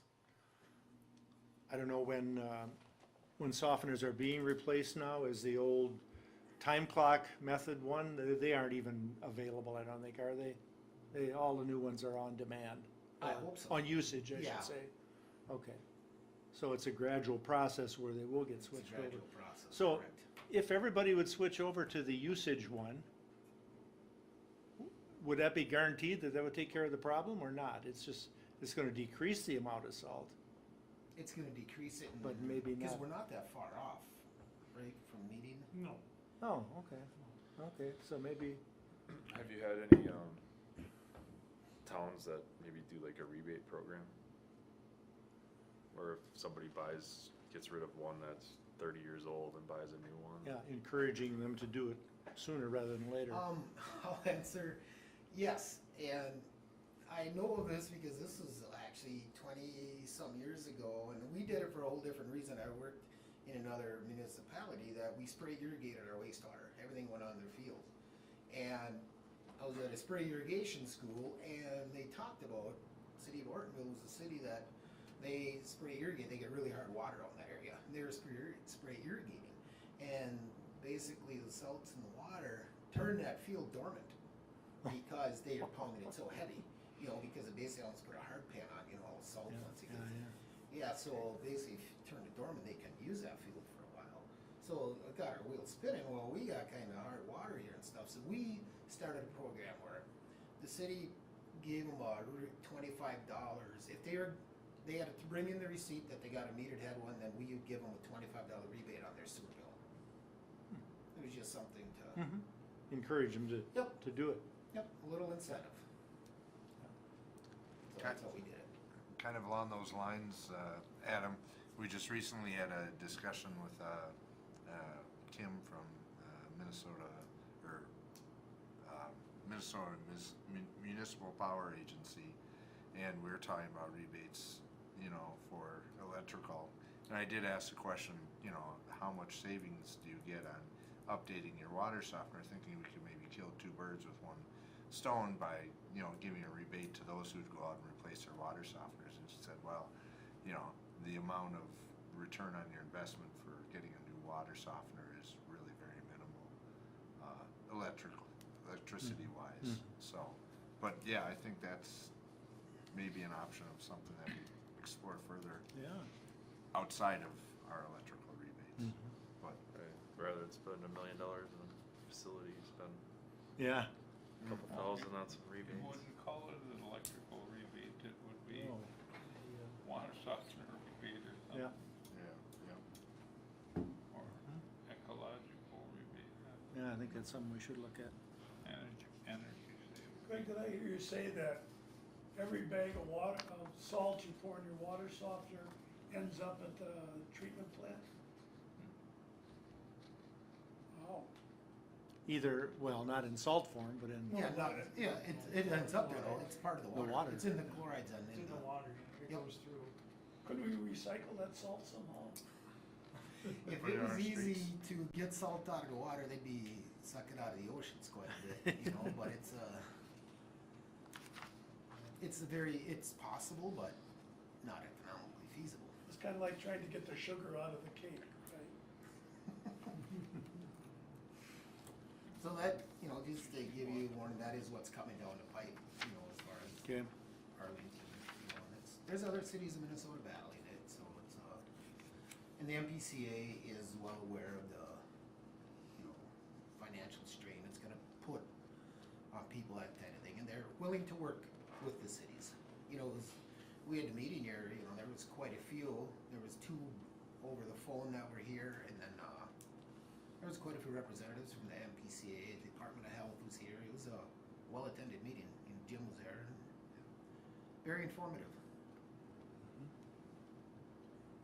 So, I mean, we could probably start right away and throw something like this, letter, telling what about chlorides and where do they come from in our newsletter or with the utility bill right away, just to start raising awareness and better to get ahead of it instead of, Newsletter, Putting it- Facebook. well, yeah, I mean, at least get this, I mean, I like this, I read through it, it explained it, I understood what I should do. That's why it caught my You know, eye. it's- It was 2 weeks ago, we had a manager meeting and we were talking about it at the meeting, you know, and then I said if somebody had any type of material that you guys have used already to educate instead of reinventing the wheel, then one of the region managers sent that. Yep. Said, hey, you know, if anybody can use this, you know, obviously it says their city in Hosmer's, Iowa, whatever. Well, Yeah. right, I We mean, you could know. change that pretty easily, but it Copy and gives, paste, yeah. it's in layman's terms. Right, yeah, exactly, and, it just takes the effort of doing the work then after you're aware, so.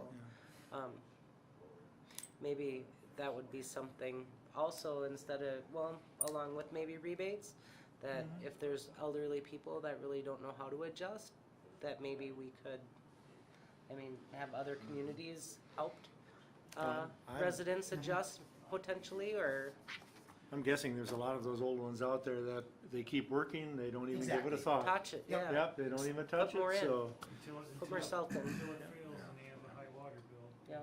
yeah, And one of the, just for you guys to know and for the public to know, most people say, well, where else does the salts come from? It ain't just from us. And they're right. The MPCA even says that about half of the chlorides in the state waterways come from, you know, like municipal wastewater plants, you know, from water softeners, we could say, residential. And the other half does come from MnDOT, the county, everybody else spreading Sure. salt on the roads. sure, That is a big contributor also.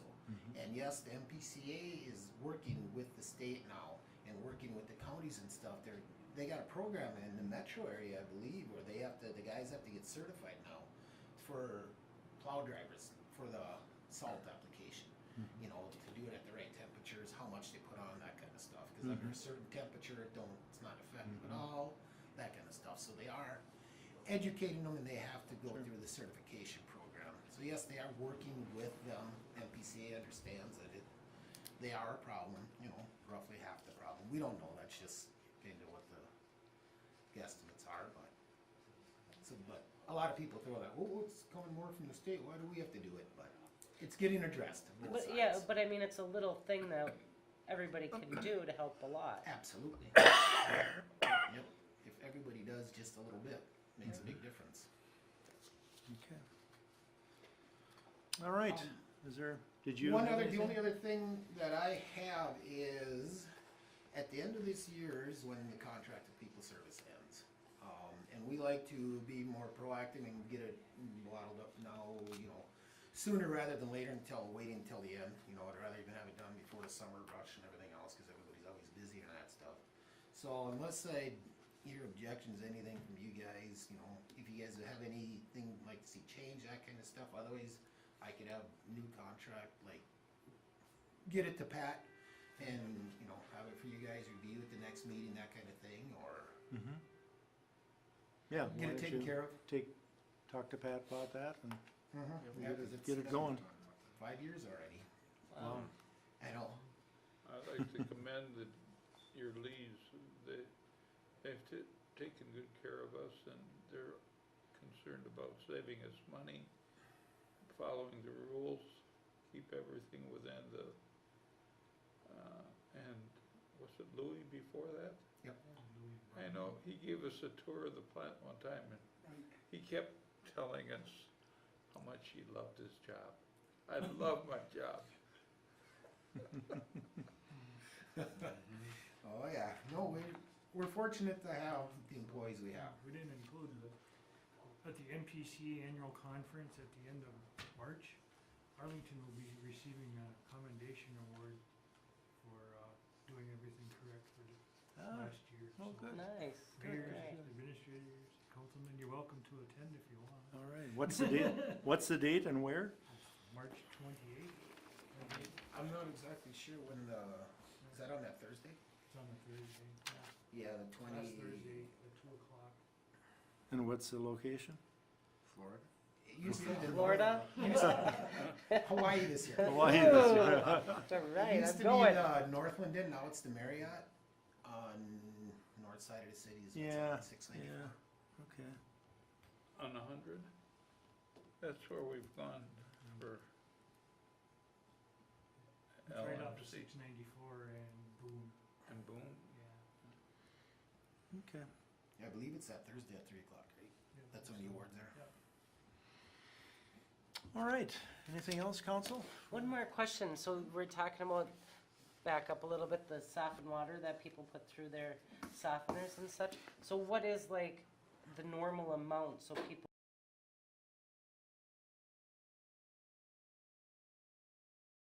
kind of know how much salt they should be using or shouldn't be using per, do you have like information Well- per like a family of 6 or a family of 2 or? You know, Just to part of kinda it give is 'em an how idea. soft they like their water, and also, is it an older home or a new home? Because, you know, that's trying to say, what's the average person use? Well, it depends if they're in an older home. Older homes, they got the old toilets that might be 5 gallons of flush. New homes are all gallon and Sure. a half. They're gonna have the more efficient water softeners, you know, everything's, the more efficient shower heads, everything else. They use a lot less water, and then the softener don't regenerate as often. Well, Because I it's would probably say- a metered head. Most of the homes in town are at least 20 years old or older. Yeah, and they might have, you know, it's a toss-up, which Yeah. softeners do they have? So, What do you use at your house for, you know, cause every area is different too for how hard their water is, then the softeners are set up different. And some water softener guys, their business is to sell the salt once they put it in, so they might be using more than they have to also, cause they're selling salt. I believe majority of the homes, the softeners are set up to pretty much get it down to 0, you know, removing all the hardness out of it. Mhm. Like, what's it come to, bags of salt a week But- for you but here? I I mean, a month. I got a new one in my home because we bought it 2 years ago and the one we had failed. And I had the same one in Lester Prairie and we don't even go through a bag of salt in a month. You know what I mean? And we just had one in a neighboring town, his softener malfunctioned and he was going through a bag a week. You know what I mean? Wow. So he had a really huge water bill until they found it and realized it, yeah. So they can malfunction, the older ones, you know? I mean, it's an appliance, it wears out, so. Yeah, no matter how many people are in the house, a bag a week would be a lot. Yep. You know, they should definitely get it looked at. I've been using one that regenerates on demand. And the year, 2 years ago, I think I had 5 bags for the year. And last year That's pretty I had good. 8. That's still pretty good though. So I've been pleased with the usage. And if you know the right people, they even bring it down to your basement. some least wrestlers. Hagenmiller Lumber. Okay, any other questions, comments for the gentleman? Thank you very much. All right. Thank you, Thanks guys. guys for your time. Thank you. There's actually one thing I'd like to add. Oh, yeah. Yeah, We didn't bring that up. okay.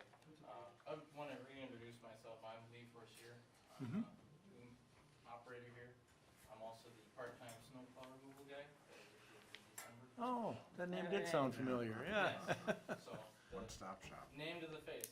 Yeah. Oh, great, thank you. As we have a new locator quote for, the locator we have right now is basically a glorified metal detector. So to locate our water mains, I basically have to set a cone on a valve, walk to the other end of the street, put a cone there, and basically I've been pretty good. But In these previous, before people service, he did locating, or one of them guys running around with little yeah, food trucks, Okay. locating lines and stuff, so he knows more about this than myself, or. so when I was presented with, or when we were presented with this, this is kind of a newer locator. It'll locate pretty much anything. I can actually hook onto a hydrant with this thing and locate lines with that. And the price for it is definitely cheaper than what I have used in the past, and it's a lot lighter. So, And your equipment, I believe, is what, 25 years old plus? Yeah. The equipment that we have here right now. Prices on these things used to be around $3,000, $3,500. That's why nobody, unless you were in that business or doing that business, Yeah. you did not purchase this equipment. It wasn't cost effective. Technology's kind of caught up with it. The prices come down. It's $13.50 for that. And what we're looking at is the city of Lester Prairie's looking at buying one. Litzell's looking at buying one. And if we can buy them, we think we can get them at a cheaper price yet. They did So, give us buy 'em a as a check group. tonight. That's right. It was about Yeah, I that, know. that was about that amount of money. About that, I see. So do you want a picture when when it goes back the other way? So, and the biggest problem we got, the only locator we have is a magnetic locator, and that's what it does. You can find a curb box, a shut-off valve, you don't know where it is, you gotta search for it. This is actually a line tracer type thing, pipe tracer, you can put it on, and it'll follow that pipe. We can follow it right into the house. You don't know where they go. Provided it's metal. If Provided it's metal, it's yeah, plastic, copper. Or it's just plastic, but some of them have a tracer wire on. Yeah, Oh, it can okay. follow tracer It can wire. wire Okay, tracer. sure. It can go onto a hydrant, it can lay on the road on top of the line. You can find where it's at. I mean, it's been issues in the past where stuff's been mismarked and that, and one time, and that's paid for, that something gets hit, so. I mean, it's Okay. supposed to be. That's something you can approve, Something- correct? That's something Yeah. you can approve. Yeah, that we thought we would just Just share. have some discussion here, and then, Sure, based on your feedback, Lee and I will Sure. work on Okay. getting it taken care of, sounds like a good idea. so. Okay. All right. Lee. Thank you, guys. Thanks. Thank you for your time. What's League of Minnesota's loss control? Okay, all right. We have a gentleman here that would like to talk to us about item number 16, and that is Remax, something about the sack and whack waiver for buyer considering purchasing 7 Arlington lot. Are you the buyer, Dave Syway? Yeah. Oh, all right, John Mackey's my realtor, so he. Okay, can talk to the yeah. city. all right. So Well- so we bought those lots today, we made a deal to buy the 8 parcels of land from some bank. Okay, So we're looking to, build a couple houses if we can get some reduced, building permits, figures that, your council member was bragging about. I didn't hear that, Dave. I said the council member, one of your council members were bragging about these reduced fees of, building permits if we come build some houses in Arlington. I heard about that guy. Yeah, And I think up on the screen, those are, did you say 7 or 8 lots? There's Mr. 7, Syway? I don't know where they are, I haven't seen them, but, there's 7 residential lots, for a single family home, and then there's, some kind of 17,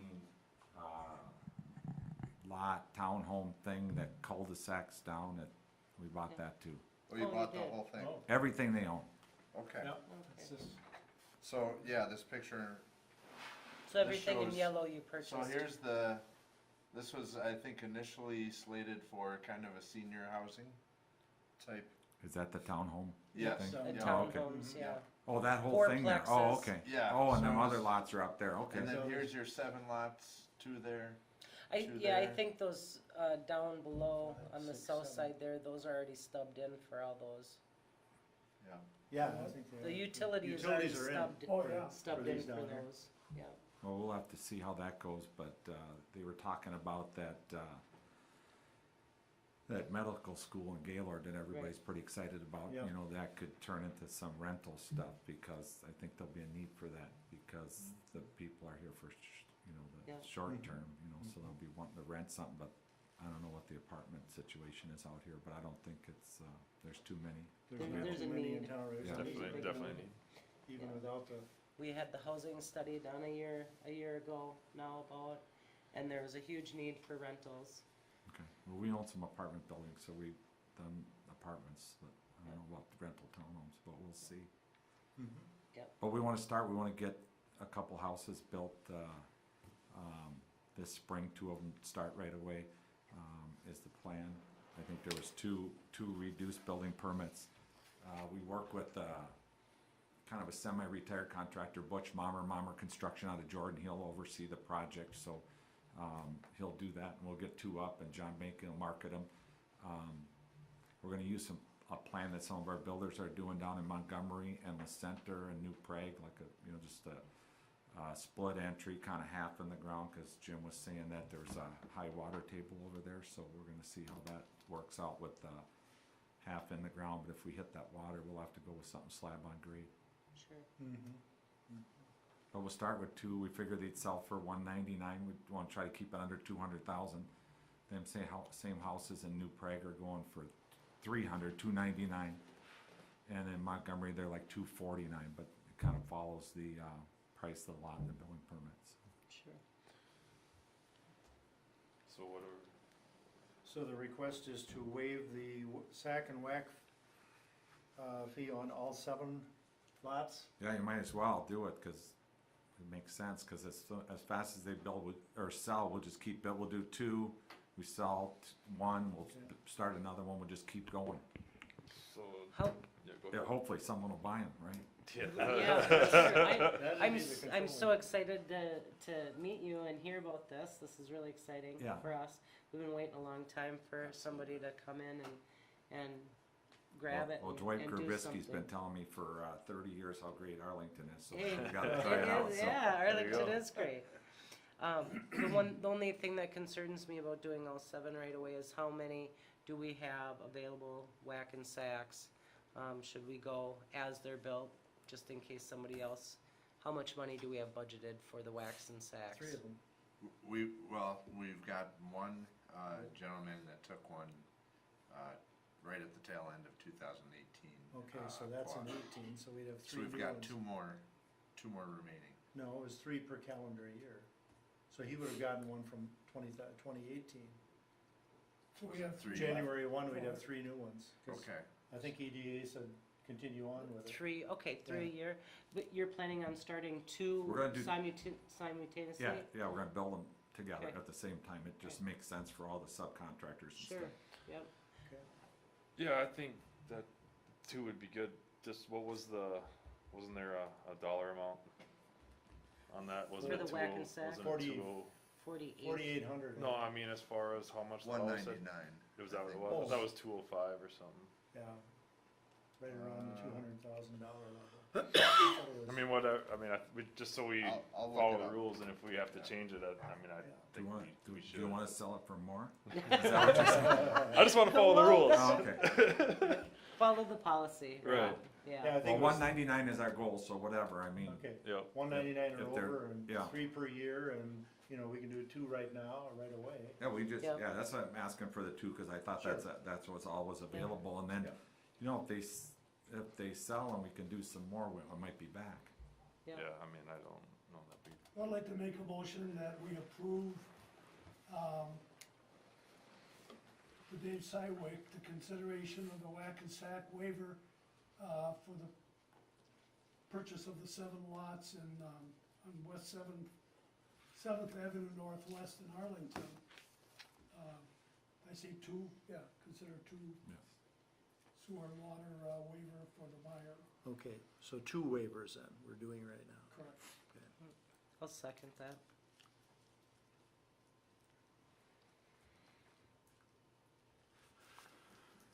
Okay, motion by Councilmember Highland, second by Councilmember Batchor to approve the request from, is it John Banky? Is that what his name is? Well, John Banky's the. He's the real estate person, yes, yes. And Dave Sywick is the owner of the of the lots, 7 lots, and that we would waive the whack and sack on the first 2, or on 2, I should say.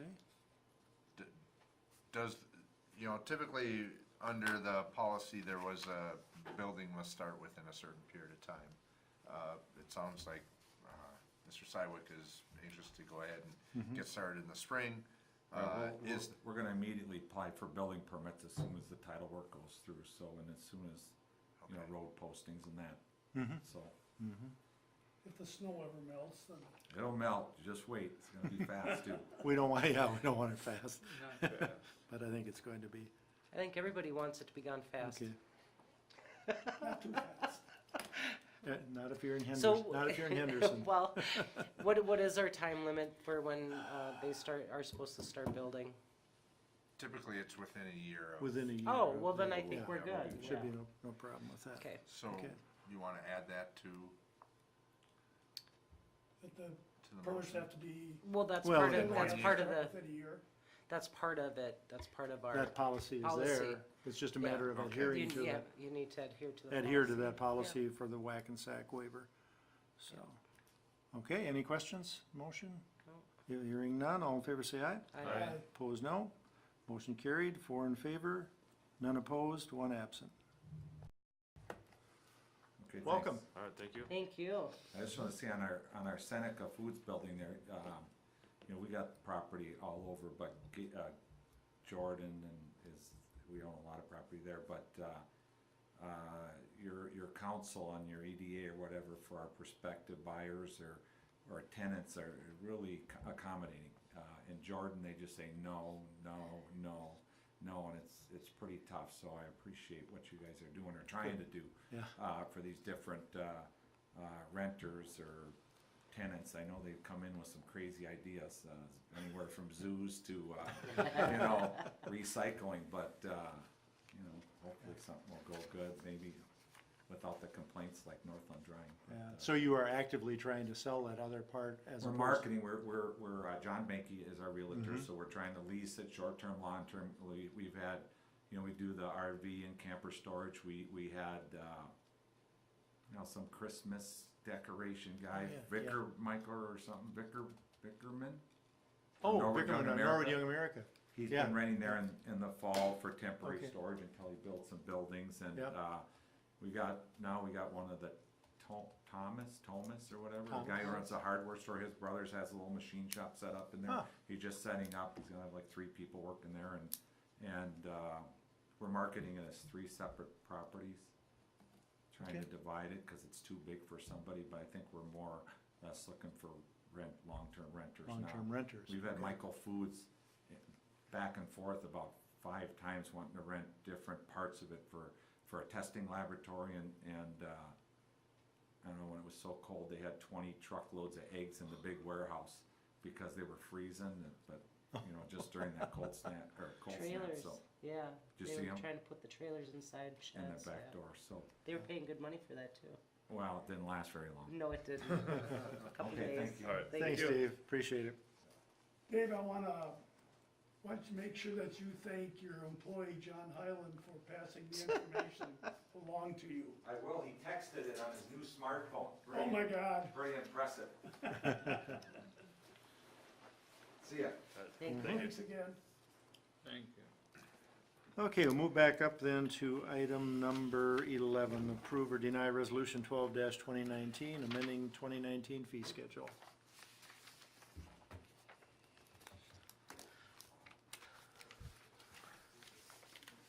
Just a minute to get there. Council members, we're asking for your approval to have some discussion first off on the planning and zoning fees. You heard a little bit from Darren Haslip, building inspector, about costs. Again, we're currently charging $200 plus the recording fee for the variance application, the conditional use permit application, the interim use permit application, the ordinance amendment application is just a flat 200, and then the rezoning application is 200 plus the recording fee.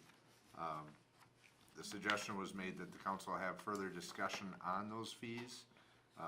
Recommendation from Cynthia was to consider increasing those to $225, just based on the fact that we are starting to see our costs increase. Included in your packet of information was a revenue and expenditures for 2017 and 2018 related to the building official expenses, also the revenues that are coming in. What you can see there is that in 2018, the building land use permits dropped down from 2017 by $17,000.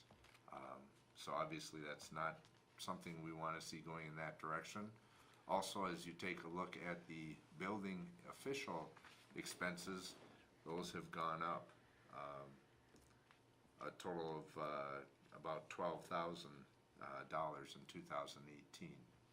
So the fear, I think that, and the reason why perhaps Cynthia suggested that you have a discussion about this is we don't want this to be similar to our electrical rates where we don't make changes over a long period of time and then we come up against a situation where we have to make a more significant increase and then we really start to hear some hollering and screaming. So it's ultimately up to you what you wish to do. But again, we're just looking at the costs that are going up for the building official and for the use, the time that Cynthia is spending on some of these different variances. Then we've got some ambulance on the front too. Ambulance Yes. changes. Yep. So in addition to that, speaking with Sarah Burton, she would like to remove a couple categories there, the ALS non-emergency service area and non-service area. In talking with her, she's saying that that has not been billed. And so what I would ask is that these changes go back retro to January of 2019. Again, it doesn't impact anyone because none of these charges have occurred. The other changes in the ambulance fees are just township protection fee and the green owl protection fee, which is based on numbers that were approved last year. So these are numbers for 2019, which we are currently in.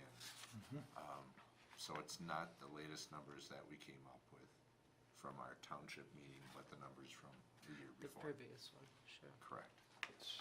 So on looking at these numbers, I mean, all these fees that we're looking at raising, are they included in the building land use revenue or are they included in the variance permits? These fees would be variance permits. These would be variance permits. So I mean, in 2018, we did $1,300 and in 2017, we did $400, which would be 2 in 2017 and whatever, 7, less than 7. I don't know how they got 1,300, but 7 in 2018.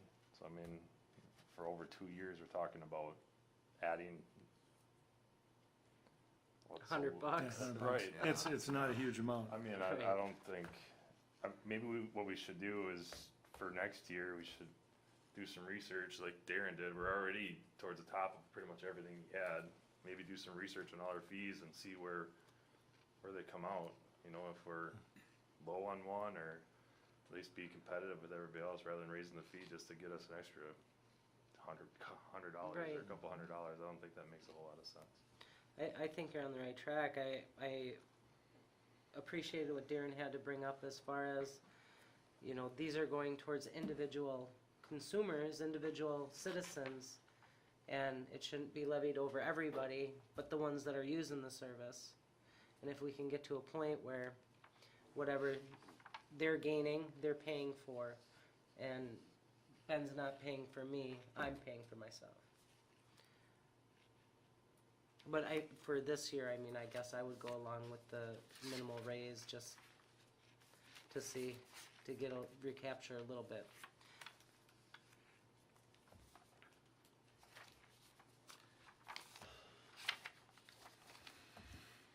Does anyone- Nothing real good till Darren was here. I had my mind made up. And I just hate to see, you know, the $25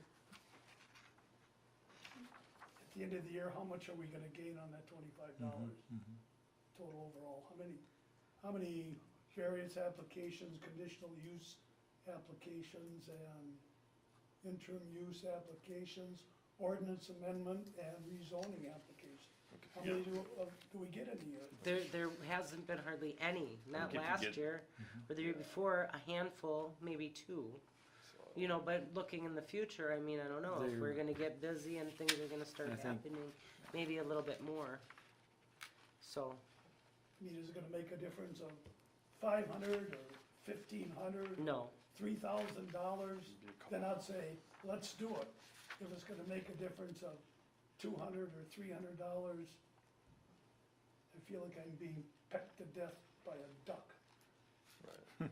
So I don't know if I feel like that, but I kind of agree. I agree with you though. I mean, it's to raise the fees to get an extra couple $100 doesn't really do anything for me.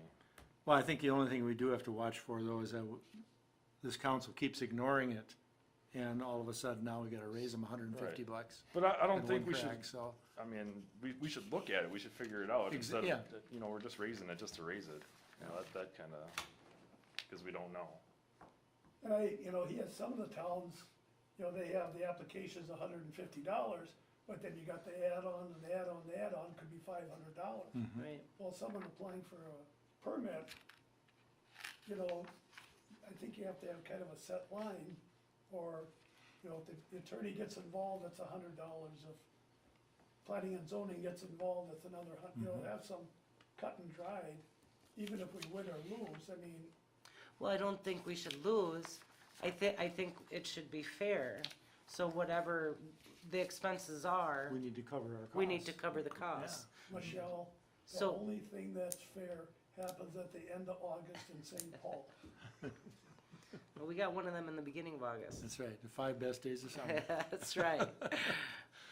But I do think that we should look into it more, and, I mean, regardless if we raise or not right now, if the idea is not raising them, just not to raise them, and then look at it later, and then it go way up, like he said, what are they gonna end up being? I have no idea, because we haven't researched it. A little bump here, I don't know. Chances are the people who are applying for these variances, or the CUPs, or this or that, are not gonna come back next year and have to apply for it again. It's pretty much a one and done thing. So, I mean, whatever we do now isn't gonna affect them next year. You know, If we do some, we would like to see some research on the fees, would city staff have time to research that? To look at other communities in the We immediate certainly area? could try. I think as Darren indicated too, it's oftentimes difficult to compare apples to apples, because you may have added, you know, added fees for this and that. But we could certainly try and put together some information and compare ourselves with neighboring communities. I mean, that's our So- competition, really, that is our competition. right, or should we just keep it as is and then send it to the planning and zoning committee and have them do the research on it? There you go. I mean, that's where it's really coming from, and we're not getting the substance that we want from why we're just adding $25 per So the $200 that was originally here, this was already approved Yeah, in our fees when we approved the fees Mhm. Yep. December, Mhm. whatever it was. Mhm. So I'm in favor of just leaving it the way it is, and let's do some real research Okay. on it and see what needs to be done. so, But if you wanna do something, you know, now would be a good time because there isn't anybody, that will notice that the fees have changed. Yeah, it's fairly quiet right now. And so, nobody will know that we raised it and maybe even, I don't know, how much are we eventually gonna get to or need to get to? I don't know, I guess that's what we don't know. Well, You know, is So- $25 gonna be enough to bother with? Or should it be 50 or 100? yeah. And I guess I would assume that, you know, Cynthia reviewed this entire list, and her recommendation was to look at those 5 Yep. for increasing. What, yeah. I guess to send it back to the planning and Well, zoning well, and have them Does take she a I look mean- at be a it. little put Well, off- no, put I mean, off, but- I honestly think that we should probably go with her recommendation and then have them look at it to maybe restructure it for the upcoming year. I don't, Next year. yeah. Did we not already approve the 225 the first time around?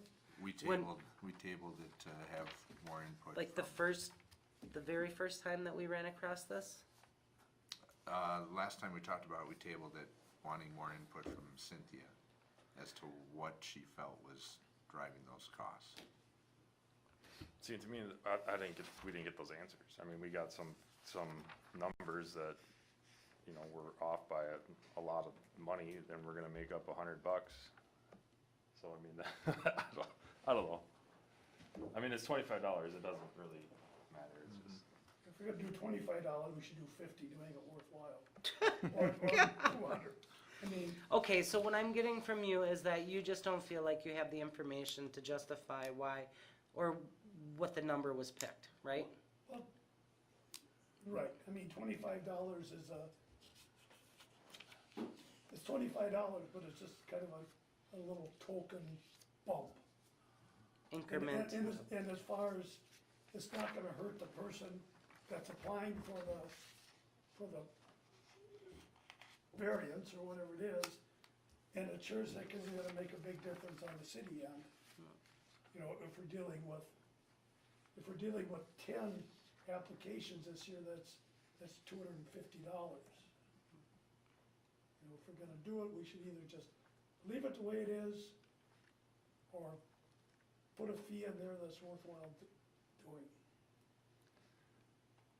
So there, Well- I'm on both ends of the scale on that one. She, you know, evidently she feels that they need to be raised in that area. And I just have this fear that we asked her to come back with some, you know, to look it over, come back. She came back with numbers. Now we'll turn it down again. What did she say, we asked for some input as to why the fees. I don't, She felt that our fees were increasing, which, you know, basically by having those 2007, 2008 budget numbers included, our fees are increasing. Our revenues are going down at the same time that our expenditures are increasing. The reason why she put it in there was because she wanted you as a council to have a discussion about increasing them, because they have not been increased, and she recognized, she had a discussion earlier with Lisa, based on these numbers, and found that we are not covering our expenses.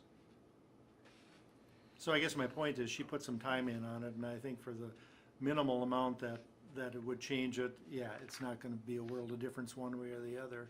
I think it's just showing good faith to appreciate what she did by approving what she put in front of us. And then look into all the numbers research-wise and find out how we're setting with the other numbers. Just my input.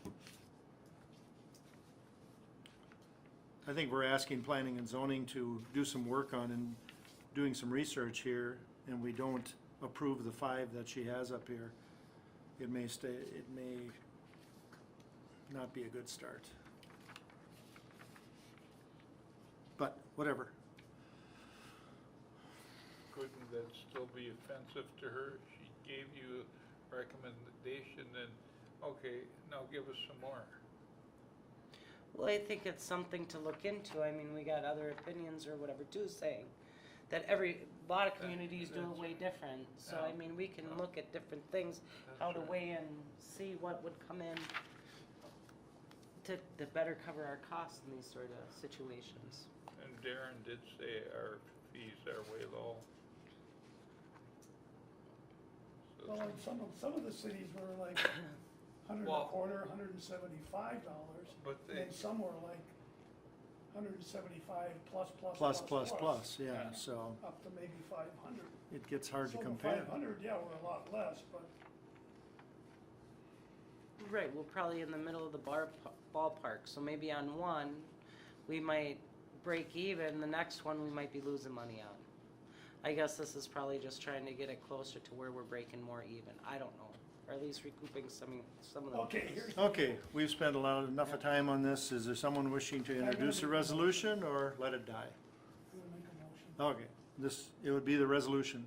Resolution, I would, recommend on the variance application, the conditional use application, the interim use permit application, ordinance amendment application, and the zoning application, that we raise the fee to $250.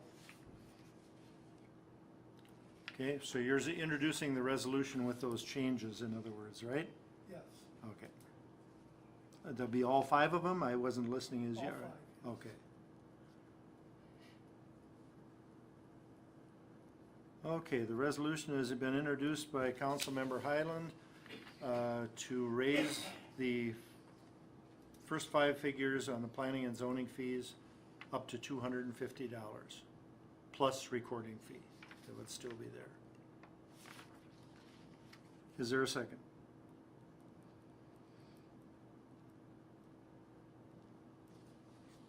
Is there a second? I'll second it. Resolution 12-2019 was introduced by Councilmember Highland, second by Councilmember Yashewski, and that would be a resolution adopting the schedule of fees and charges for ambulance and planning and zoning, and the changes indicated this evening are to raise those 5 planning and zoning fees up to $250 instead of $225. Any more discussion? I guess I'm confused why you made the motion for $250 instead of going with the recommendation. I want to make it worthwhile. Well, I'd like to see the recommendation of the planning and zoning go through myself. Okay. Any other comments, questions? If not, we'll vote by roll call. Councilmember Yashewski. Yes. Councilmember Cowell. No.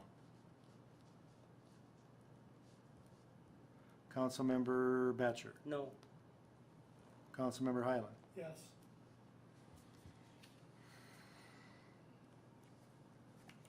Break the tie.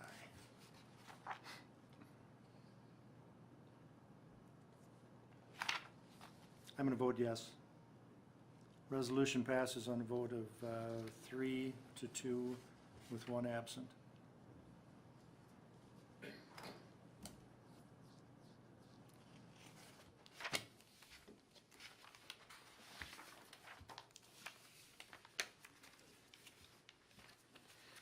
All right, Resolution 14-2019, and that is in regard to Bolton and Mink recommendation. Folks, Resolution 14, 2019 is basically taking the next step in our process of obtaining approval and moving forward with the 2019 street and utility improvement project. basically approving the plans that Bolton and Mink have put together so far for the improvement of East Clinton Street between First Avenue Southeast and proceeding to the east terminus, and Second and Third Avenues Southeast, both from East Dayton Street to East Baker Street. I'd like to introduce Resolution 1420-19, approving plans and specifications and authorizing Bolton and Mink to advertise for bids for 2019 street utility project. I'll second it.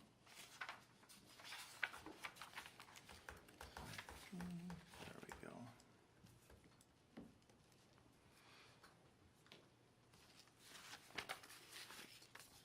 Okay, Resolution 14-2019, introduced by Councilmember Batchor, second by Councilmember Yashewski. And that is a resolution approving plans, specifications, ordering advertisement for bids. Is that correct? Am I reading that correctly? Are we approving the purchase of that additional land?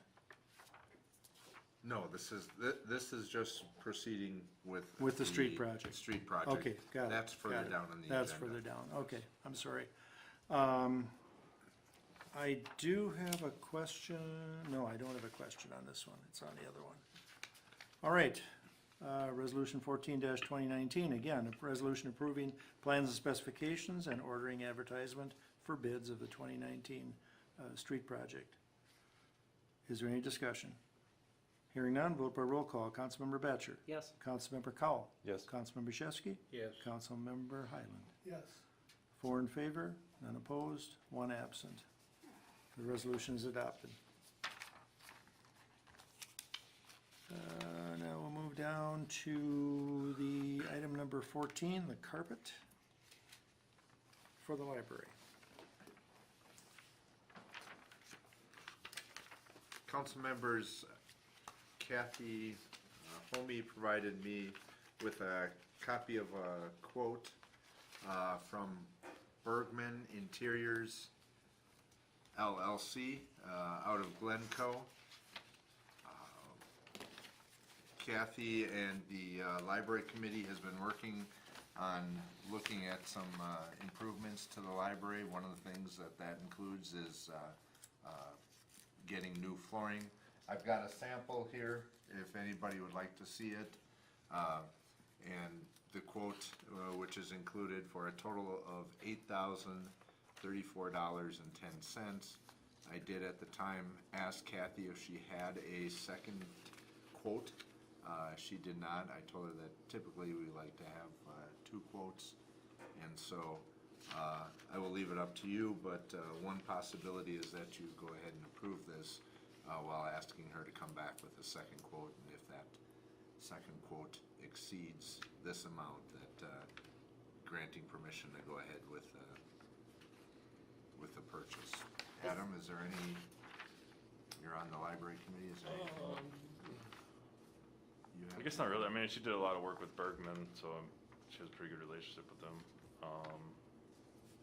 And she did, I know the state bid was brought up, that we have, the access to that. And the only place that services our area is in Rochester. Oh. And she would have to physically go down there and to get it spec'd out or whatever, she'd have to have all the dimensions. They weren't willing to come here and give a quote, so she did look into that. Does this fall within the budget that was set up for the flooring? Yes, it does. Right. Yep. And I will note that she is getting carpet squares, the benefit of which is that if you have a area that gets worn down, you can easily replace without having to tear up the entire floor or patch it. It will look very normal. The only concern I would have is that we do have a local carpet or floor covering person, and I just wouldn't want them slighted because, for no reason at all. So, Well, the bid's already out there now, so that's yeah. kinda almost, I don't know what.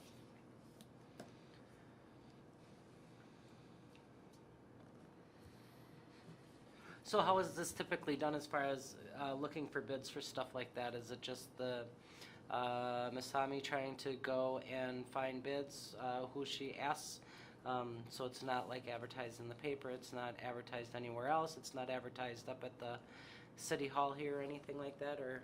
Because this is such a small amount, we would typically just ask that she get 2 quotes, 2 or 3 quotes, but it doesn't have to be put into our request for proposals or anything like that. It would be simply providing us with 2 or 3 quotes as to the cost, and then providing justification for who she's going with and why. Well, if that's our policy, I'd like to table this until she grabs a couple more quotes. I'm sure there's a few others that she could reach out to that are nearby, not on the state or whatever, but that are nearby that she could get quotes from. One in town here, there's one in LeSueur. Yeah. Personally disappointed that this came to the council now without having the other quotes. I mean, it's being this quote is out, like you said, this should have been held off until we could have. Table the motion? I made that motion. She made a motion. Are you seconding it? I'm seconding it. Did you hear that? Yeah. Okay, motion by Councilmember Batcher to table the decision on the carpeting for the library, and it was seconded by Councilmember Highland. Any discussion, further discussion? If not, all in favor say aye. Aye. Opposed, no. Motion is carried, 4 votes in favor, none opposed, 1 absent.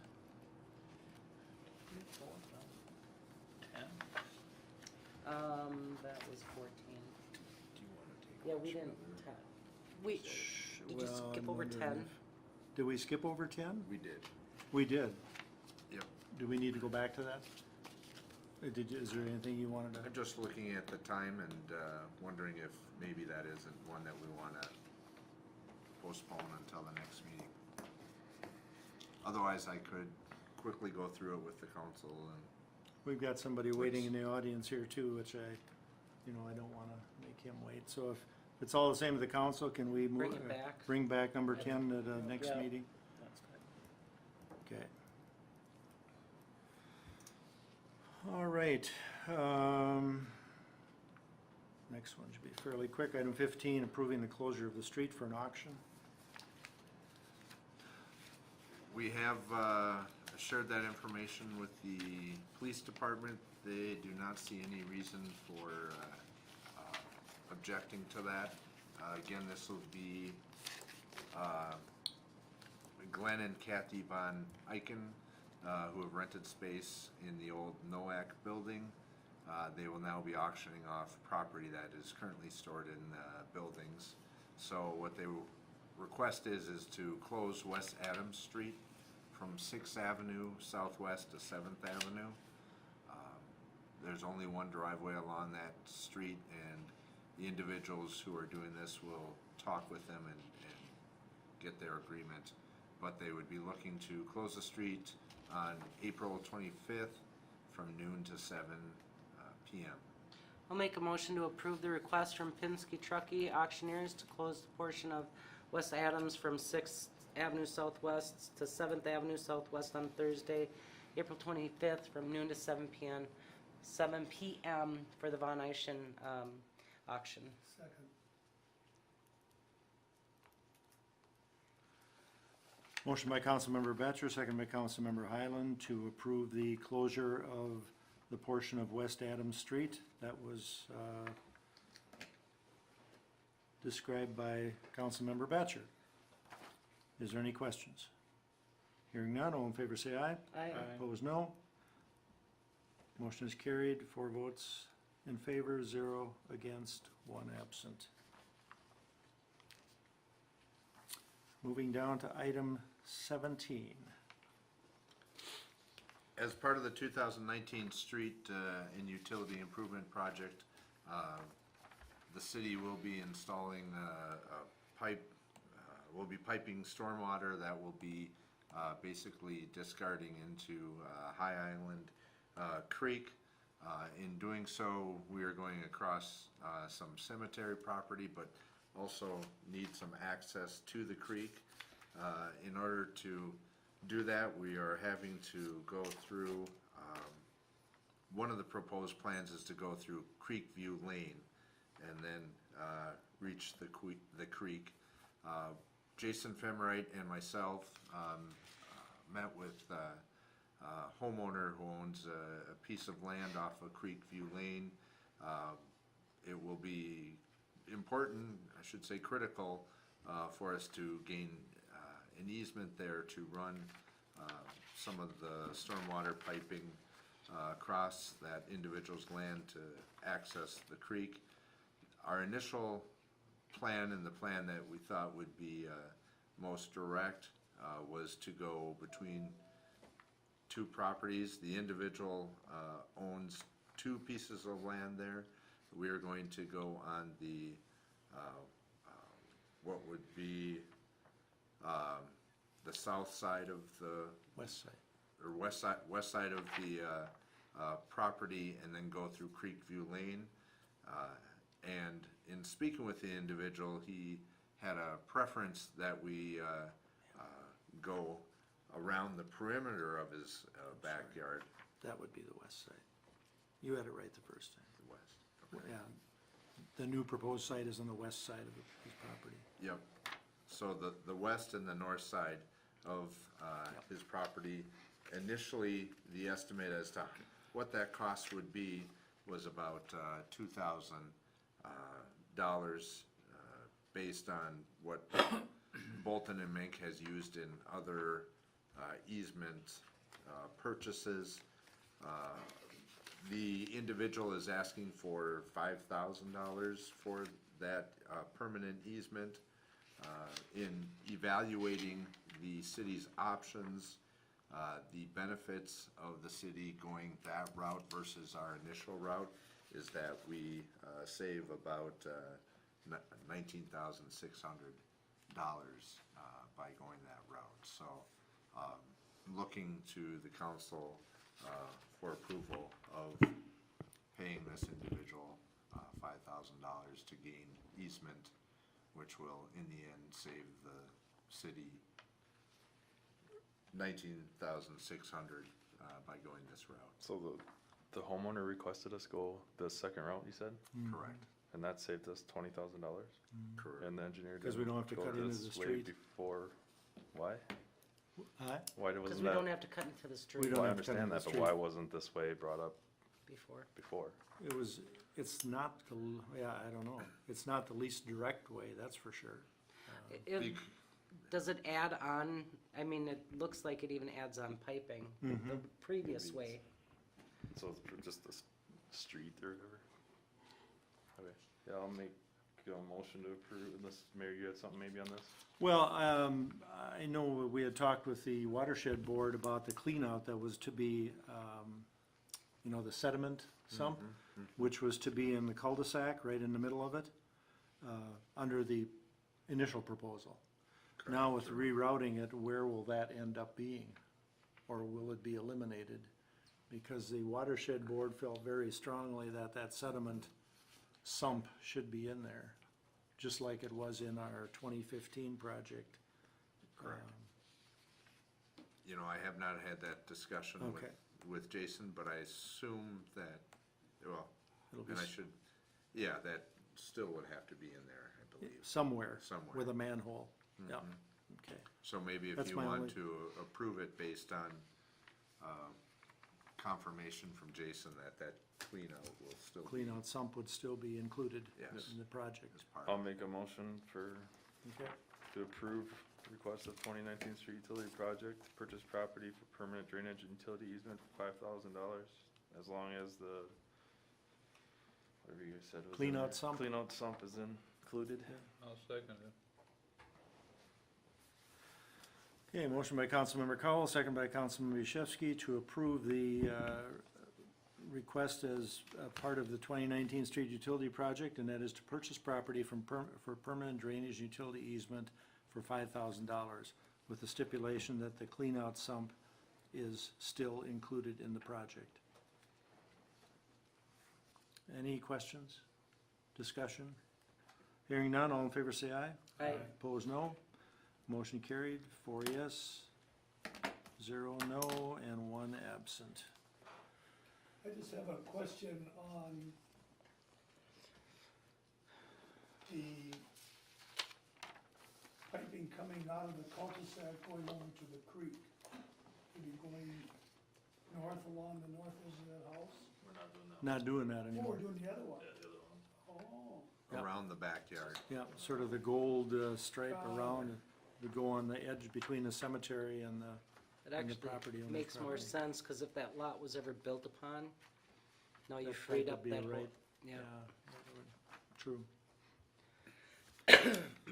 Although we already own that right of way in between those two. That vacant lot and, is that on the north George side of the house. Maca? Matzah. Matza? Yeah, but I think you were talking about the lot on the other side of, Yeah, Oh, on the, right in Oh, here, yeah. this lot. yeah, If we cut right across at it, yeah. kinda No, you're splits right. up that should lot make or a whatever. difference with I mean, with if the they ever wanted location to of put a a home. house there, something like that, so. Okay, at this time, let's go to open discussion. I had promised the individual that spoke up earlier on the Northland drying issue that we would discuss it and come up with some type of a action plan. I know Rich Miller is here. He's also been one of the affected residents, and I don't know, Rich, did you have anything you wanted to say before we go into discussion? First of all, I'd like to thank you for letting me speak, but, last Thursday and Friday evening was the worst I've ever had it. It was horrible. I mean, I had a humidifier in our bedroom and everything, and we couldn't get rid of the noise.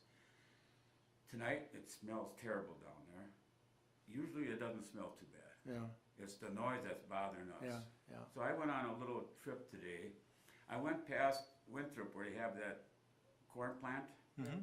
They got 4 of those stacks up, and you can stop on the road right next to it, and you can't hear them. And they're blowing out a lot more steam Mhm. than what they are.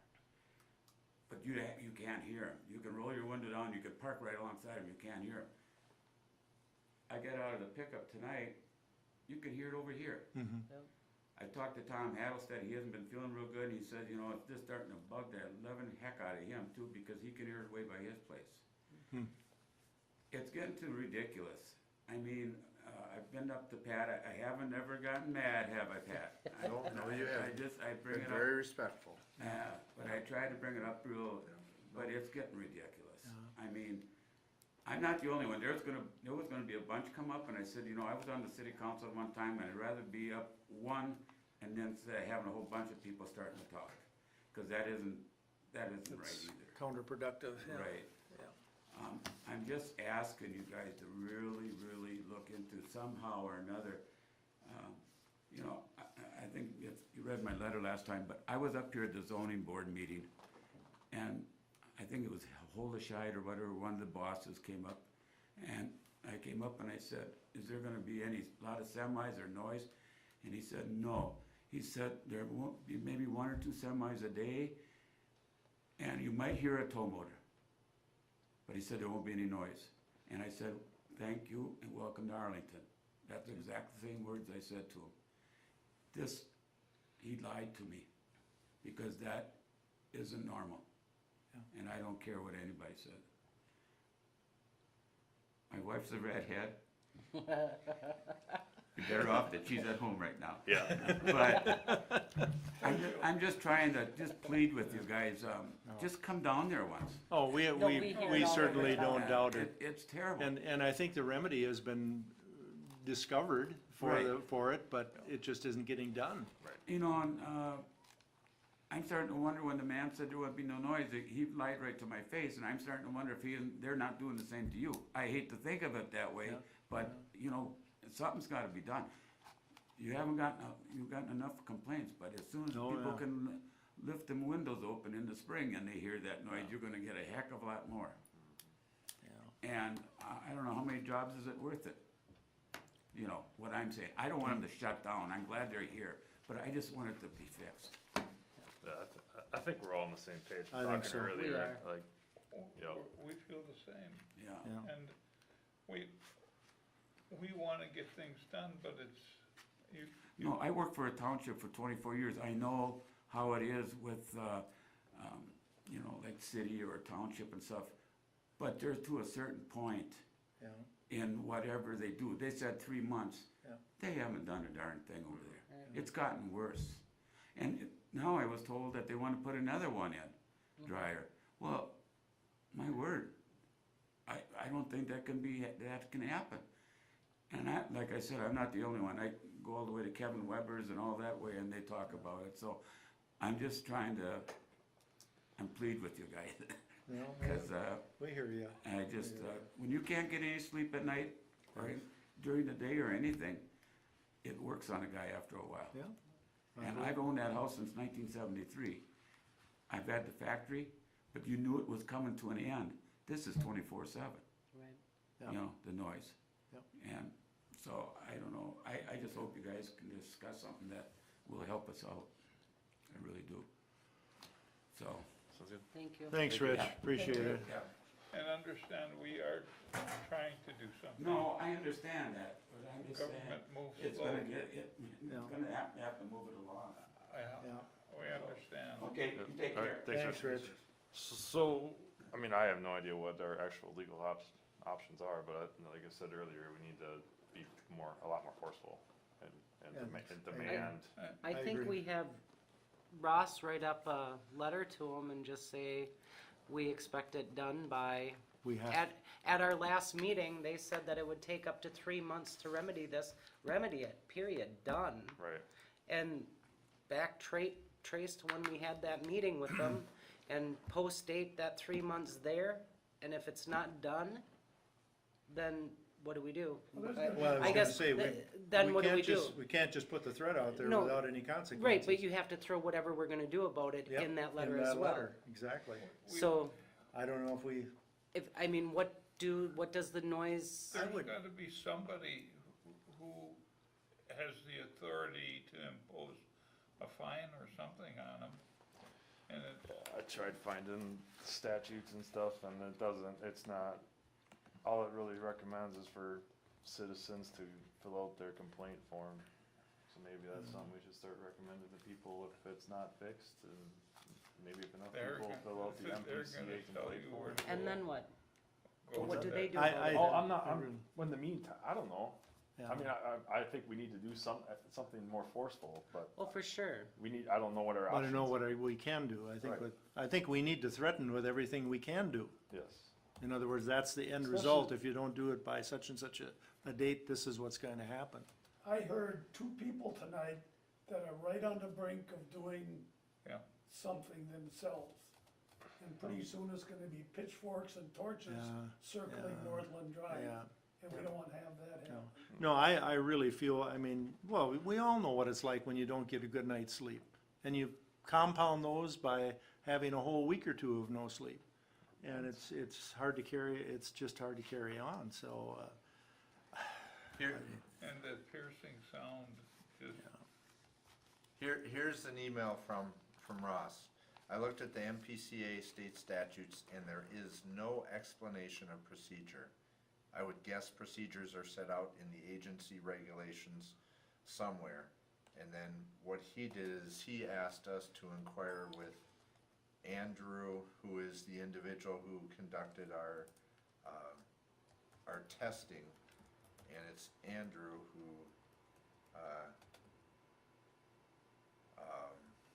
came back. From our experience, once a party has been found to be above the noise requirements, it is typically a negotiated order of events with the municipality. The company takes action to resolve the issue with some agreed schedule. In many cases, they do the testing after the mitigation solutions have been put in place to confirm that MPC codes are being met. So Okay, so We if can they're write- not met, I then what happens? think that's a good, well, obviously a good question for us, but I can't find it now. But I thought I found it earlier that the city can kind of set their own rules as long as it's not more stringent than the MPCA. So if the decibel level was 60 and they're at 50, we can't do anything. But Right, if they're at 65, I think we can do something. From what I read earlier, I can't find it now, but it said that you can impose penalties stricter than the MPCA as long as they. I think that's what Ross was saying, we sort of have to come up with our own method to deal with it. And negotiations, well, you know, if that meeting that we had here that day when Josh from Northland Drying was on the phone, I think we were sort of negotiating. I thought so too. We were talking about 3 months, and he said, no, he said, we wanna do it 6 weeks. sooner.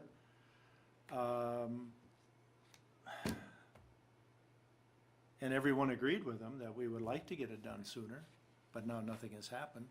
So 3 months sounds pretty good at this point. Well, and I think it could all be resolved simply by communicating. Yeah. Which hasn't been happening. Yeah, Well, you guys or us guys have to go knock on the door. We need to talk. and that I might mean, not be, letters back and forth, it's easy they're not to doing any ignore good, they're not doing any good. that. So, I'm game whenever someone, I don't wanna go by myself.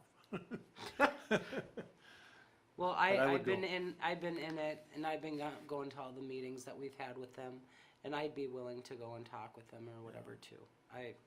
If something has to be done, I mean, it's, The, Jim saying letters don't, I mean, if you send a certified letter, they're required to at least respond or.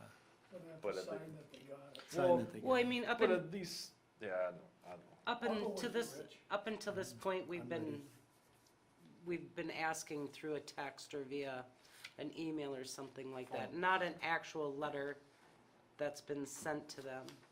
But it's frustrating nonetheless when you're not getting any response, especially after that last meeting that we had, when they were so excited to start working on it to fix it right away, sooner than later.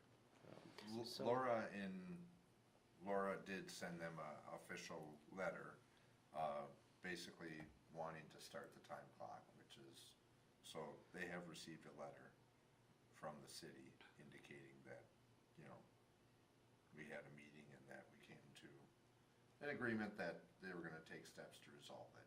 They have received the test results, they know that they're not complying with what's required of them through the MPCA. The problem with that is it's open-ended.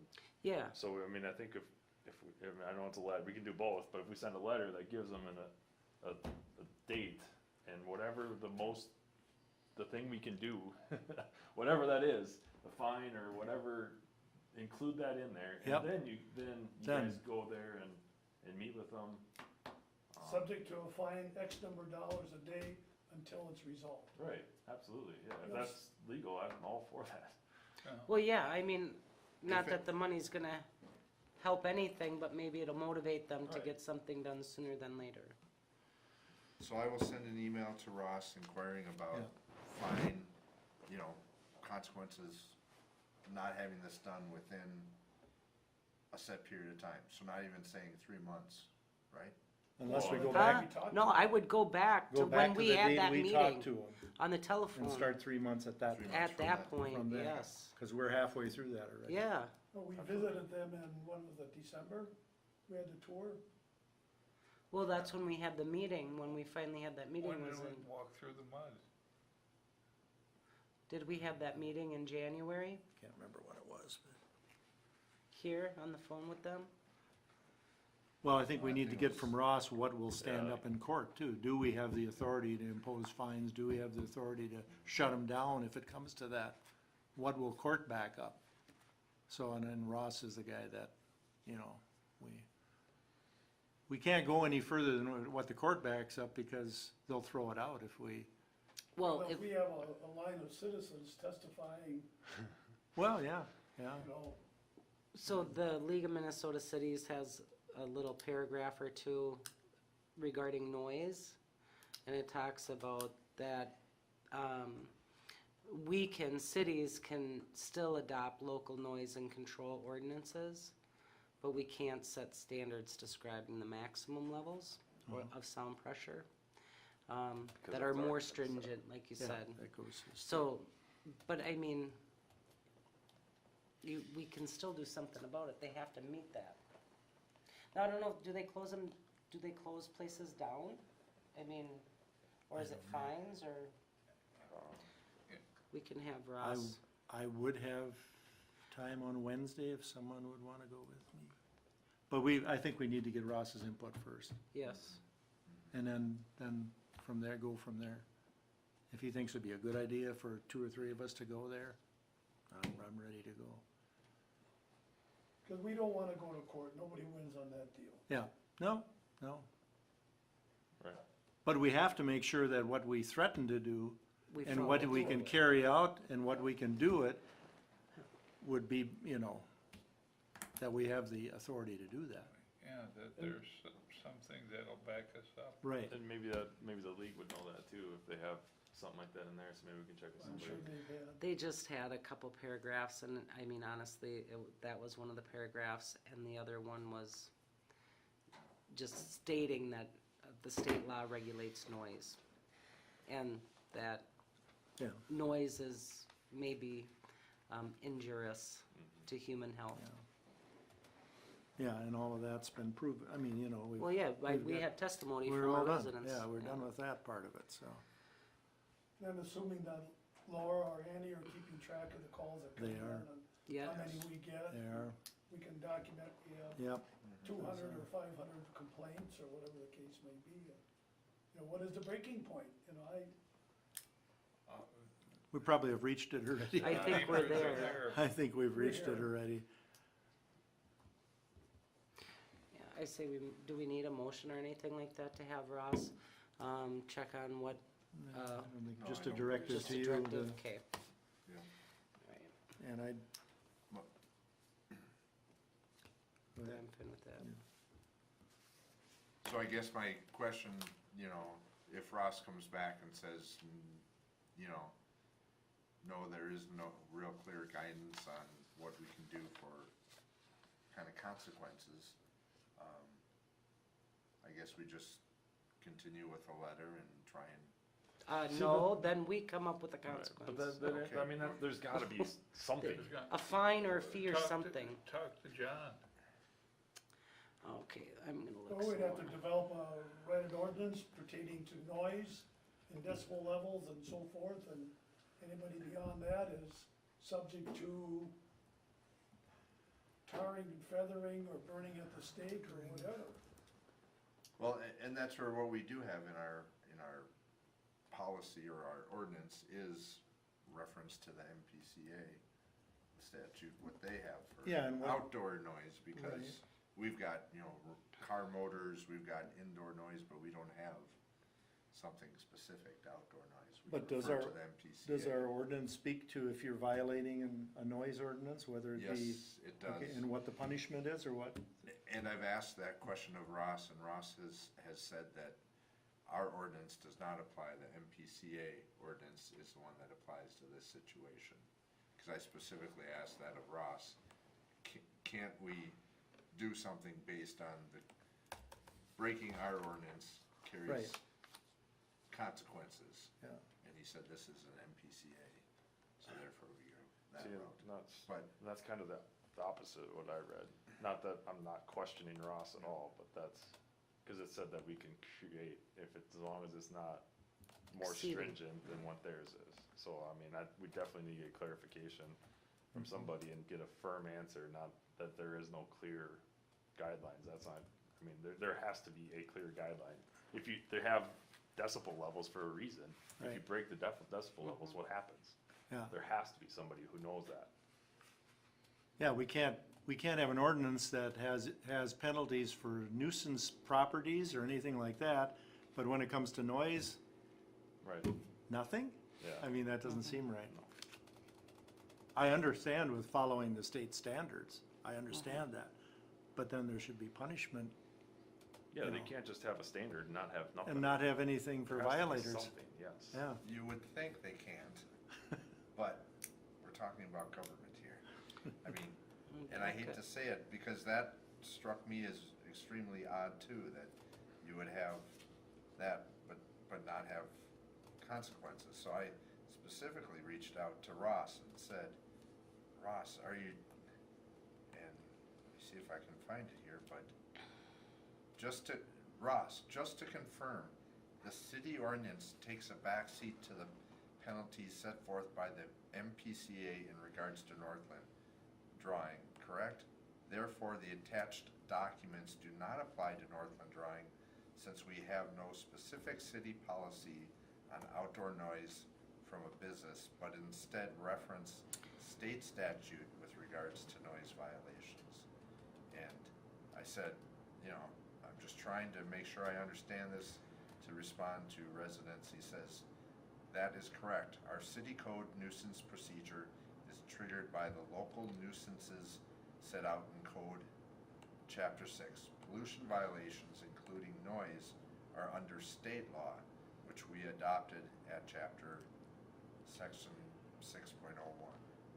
There's gotta be a way Okay. for some agency to enforce state law though. I just found something, so it's the Noise Pollution Clearinghouse, it's nonoise.org. So it says for second violations, the criminal penalties escalate to fines up to $50,000 per day, imprisonment for up to 2 years. Persons in violation are also subject to civil penalties of not more than $10,000 per day. And it continues to clarify each day of violation constitutes as a separate violation. Where Is is, that Minnesota though? That is, well, it's nonoise.org is Yeah. what it is. But So, well, if it's a national or a, right?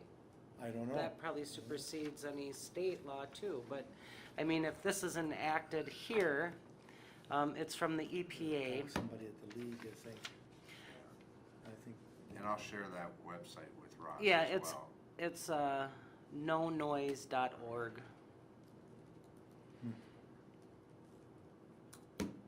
So, I mean, not that, you know, we want that to happen, but I mean, at the end of the letter, if this isn't remedied by, then this will take place. I mean, there's got, and if that is true,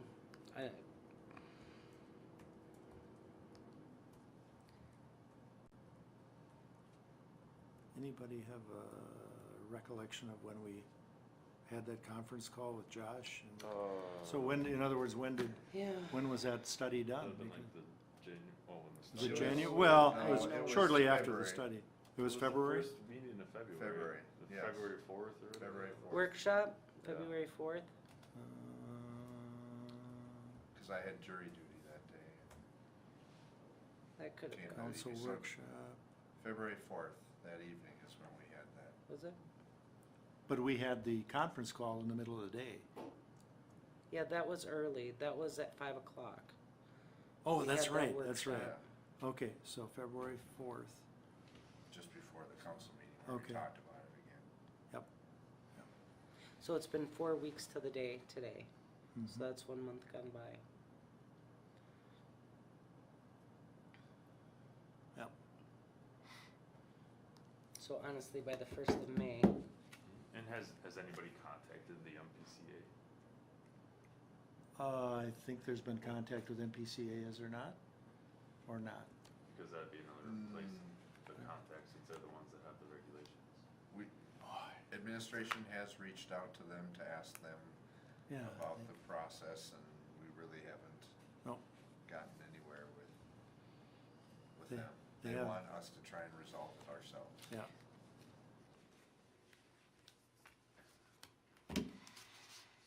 Okay, and here's another one you can pass on, noisehelp.com.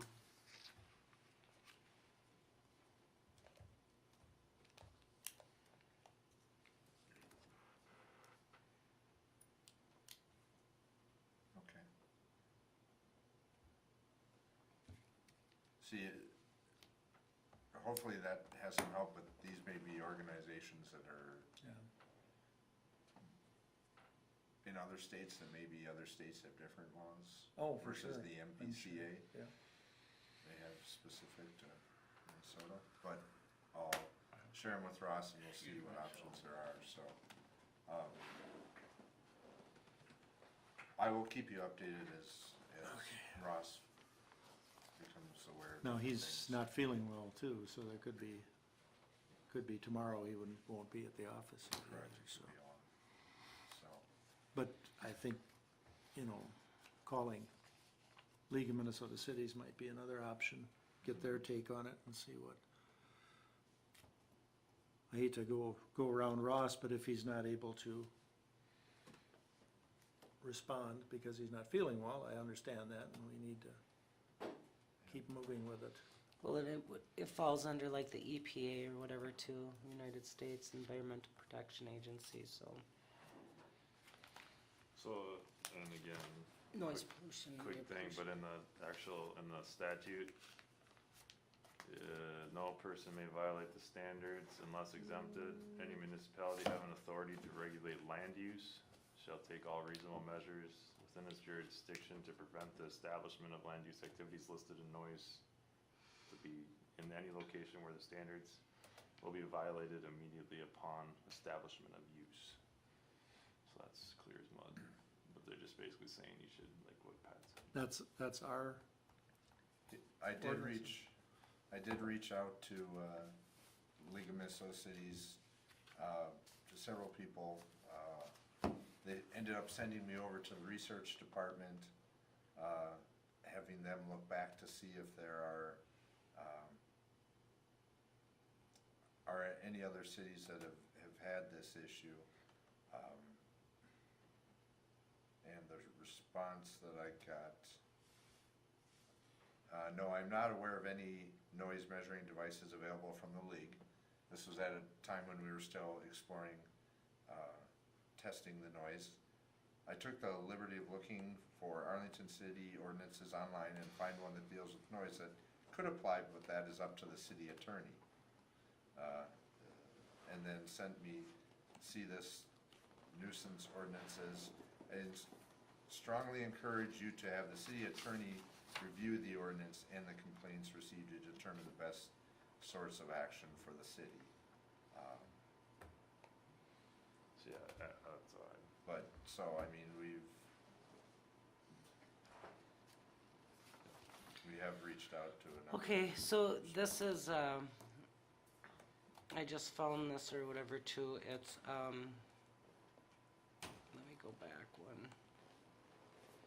It is, the EPA, so government, the Quiet Communities Act of 1979, and that spells out, penalties and such in there, just like I stated before. So honestly, I think it probably goes up to the EPA. This also talks about civil penalty, $10,000 per day, for such violations, so. I don't, there's stuff there, I think we just okay, have to. is there anything more we need to discuss before we adjourn? One item, I just wanted to give you an update that the ambulance meeting that was scheduled for February 27th was canceled, will be rescheduled. Yeah. So that's the meeting between the ambulance services, the city of Gaylord, and the city of Arlington. Yeah. That was canceled.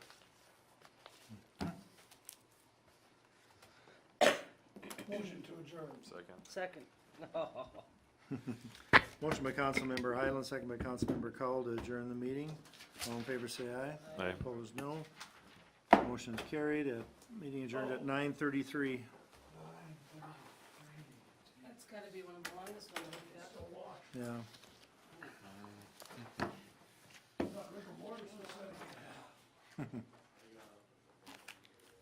There's gotta be something with the, there's gotta be consequences. So, but I mean, I trying to agree, find sure. what it is. But I mean, honestly, from what I was looking at, the EPA has those. Now, if we have to do policy or something like that to reflect them, Yeah. or if we just ride on them, I don't know. Yep. It's frustrating. There's a lot of people that are frustrated. Well, and it could all be resolved just simply by communicating with us. I mean, Yeah, that's the biggest deficiency, I think.